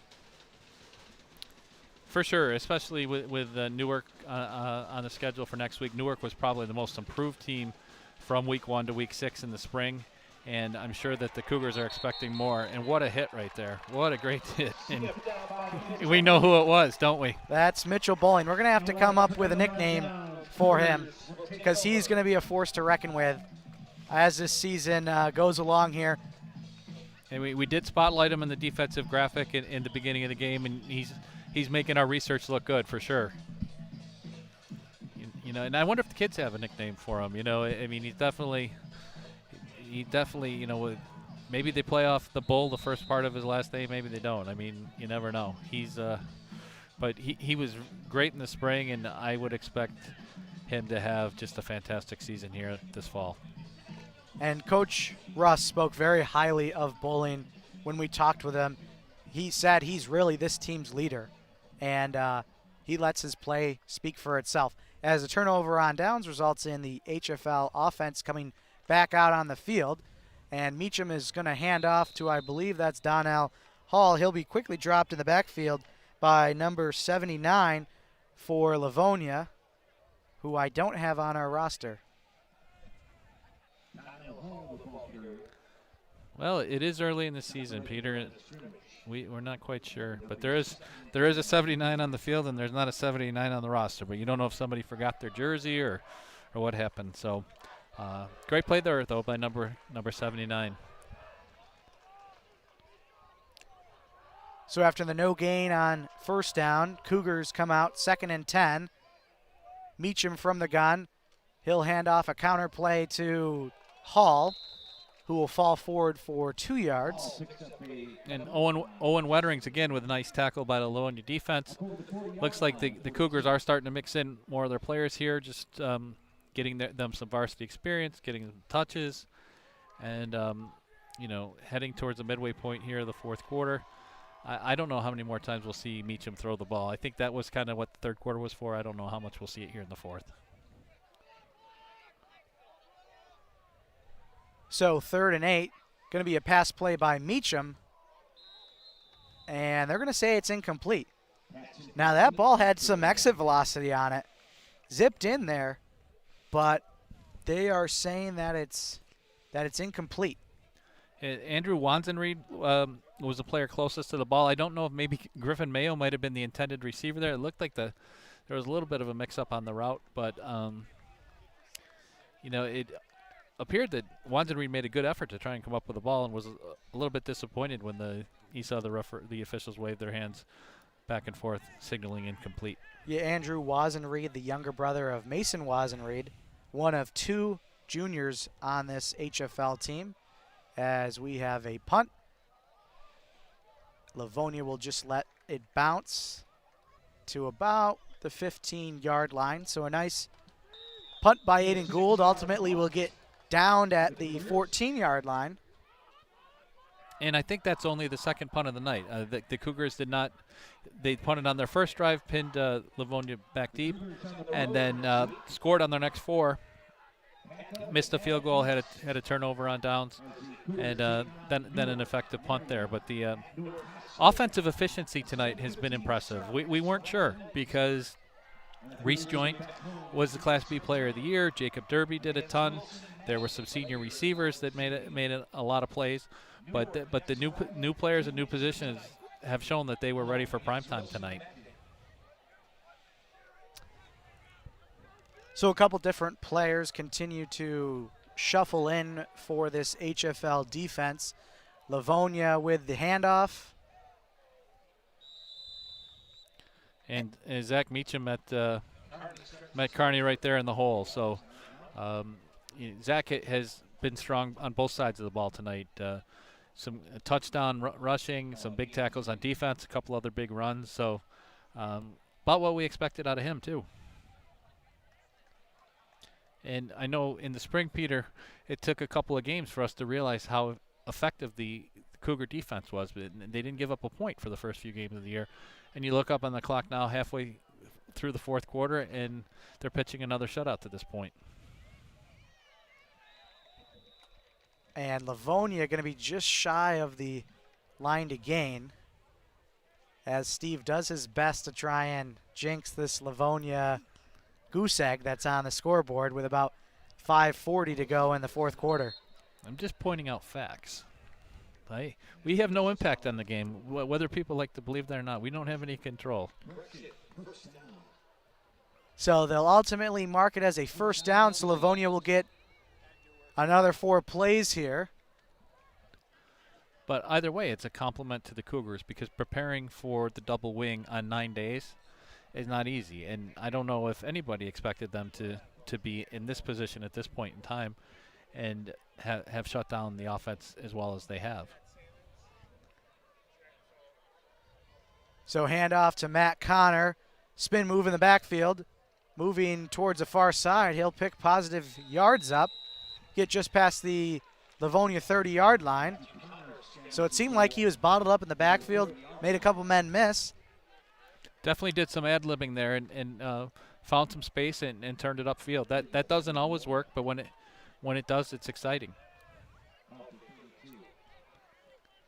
And I think, Livonia had an undefeated season this spring, so they haven't lost this calendar year.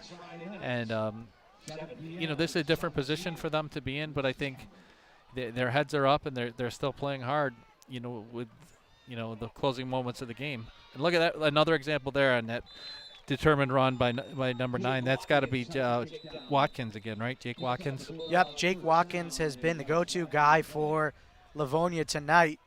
His first down run had a flag thrown at the end, potentially a personal foul here. And talking about Livonia and looking forward, next week, September 10th, they're playing at home opener, against Haverleen, who they played in that Class C championship in early May. And that's a big game. They did win the sectional championship 44-0, but Beth Haverling has been one of the tougher teams in Livingston County for the last 20 years too. Won some sectional titles, competed up in Class B at a time against some very good Bishop Kearney teams. So it's very important for Livonia to keep moving forward, learn from this game, and come back and be ready for next week because it's not an easy task. So the penalty results in a first down. They are not moving the change. They had it as 1st and 3, but it was a first down run, so chains should move, and now they do. So we'll have 1st and 10.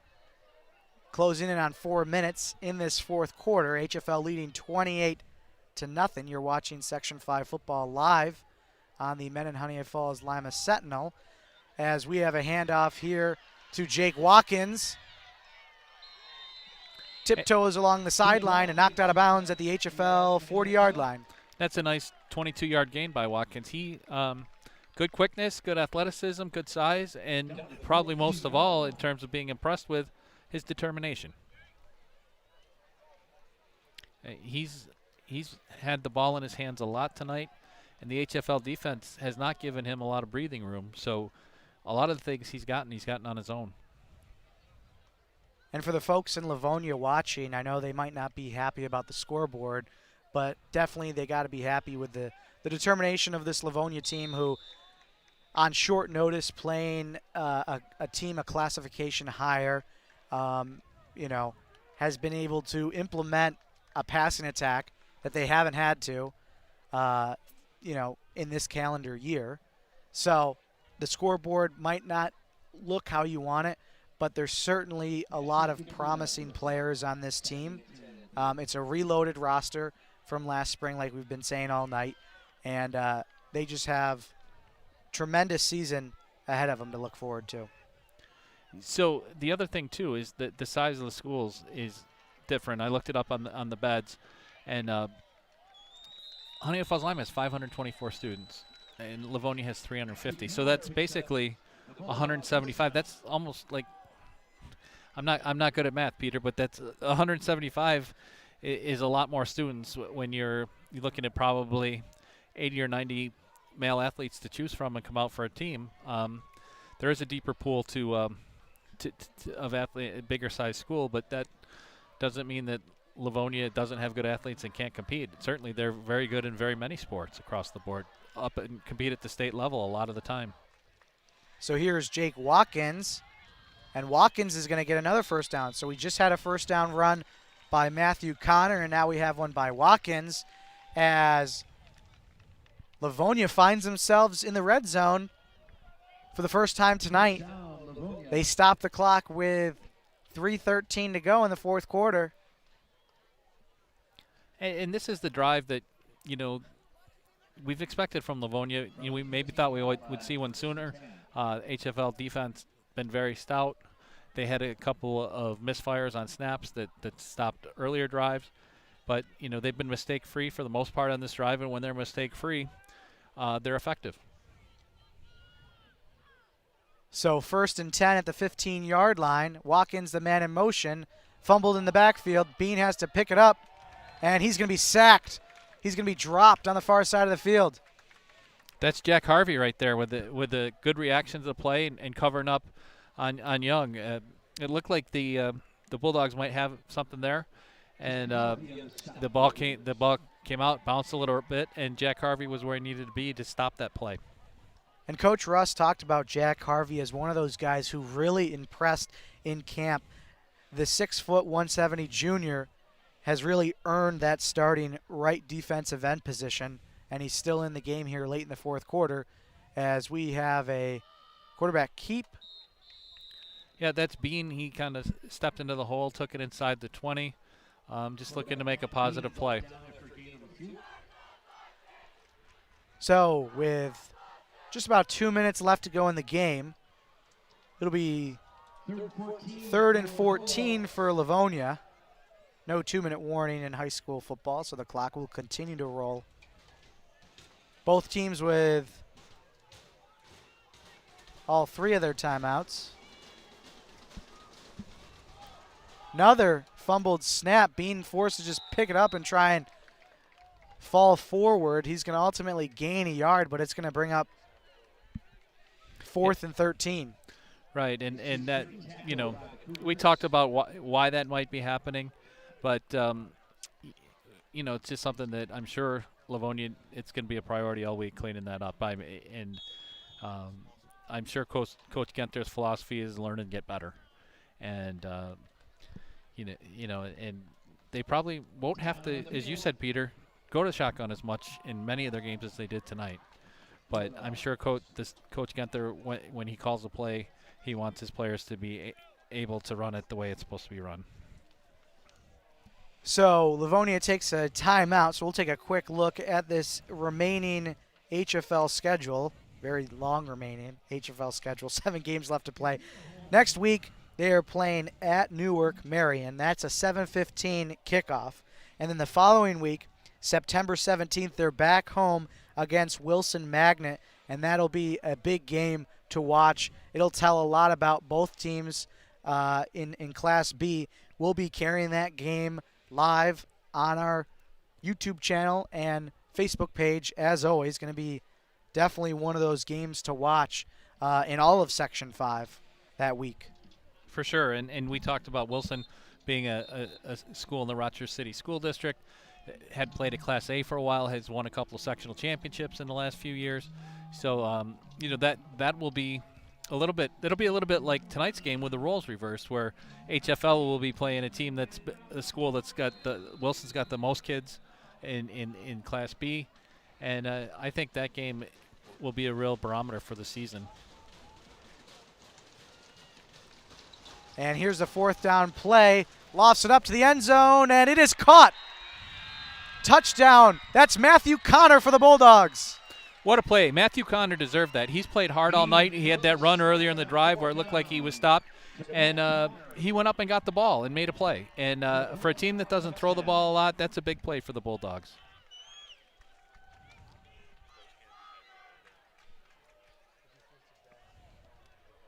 So, Livonia will come out, see if they kick it or go for 2.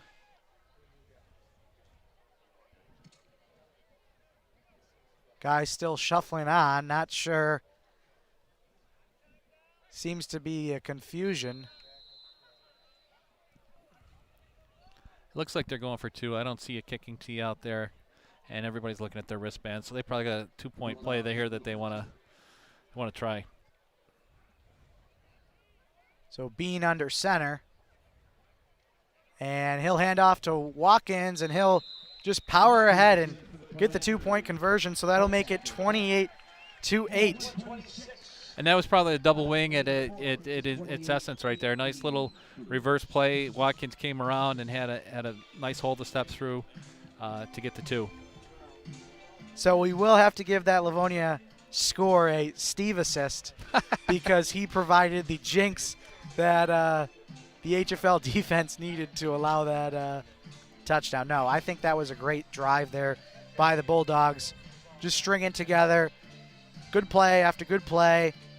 Had a little bit of, They had adversity and overcame it, too, Yeah. in a couple of snaps. They did everything they needed to. And that, if you're a coach in the first game where the score is going to show probably a 20-point deficit, that's the drive you're talking about right after the game. That's your message. They finished strong. They played to the final whistle.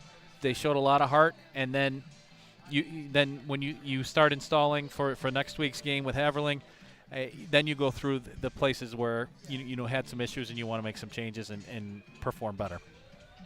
This kickoff brought to you by Bodywork Needed. Bodywork Needed is situated in the quaint village of Honeoye Falls. You can experience lasting relief from chronic and acute pain under the guidance of licensed experts at Bodywork Needed. Call them today at 802-2405. So the other thing I'm thinking about, that was a 4th down play.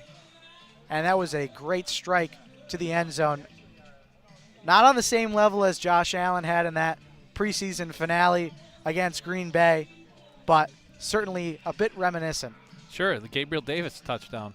And I think, too, with Livonia, Coach Genther admitted he had a lot of unknowns. Who's his quarterback going to be moving forward? Is he going to play both Skelly and Bean, or is one player going to get the majority of the reps? Are they going to, if they are going to throw the ball more, are they going to be effective doing it? I mean, there's a lot of questions that can come from this. And HFL just falls on the live ball, so it'll bring up 1st down for the Cougars inside their own 35-yard line. A minute 26. We'll see if they elect to do anything or just take a knee.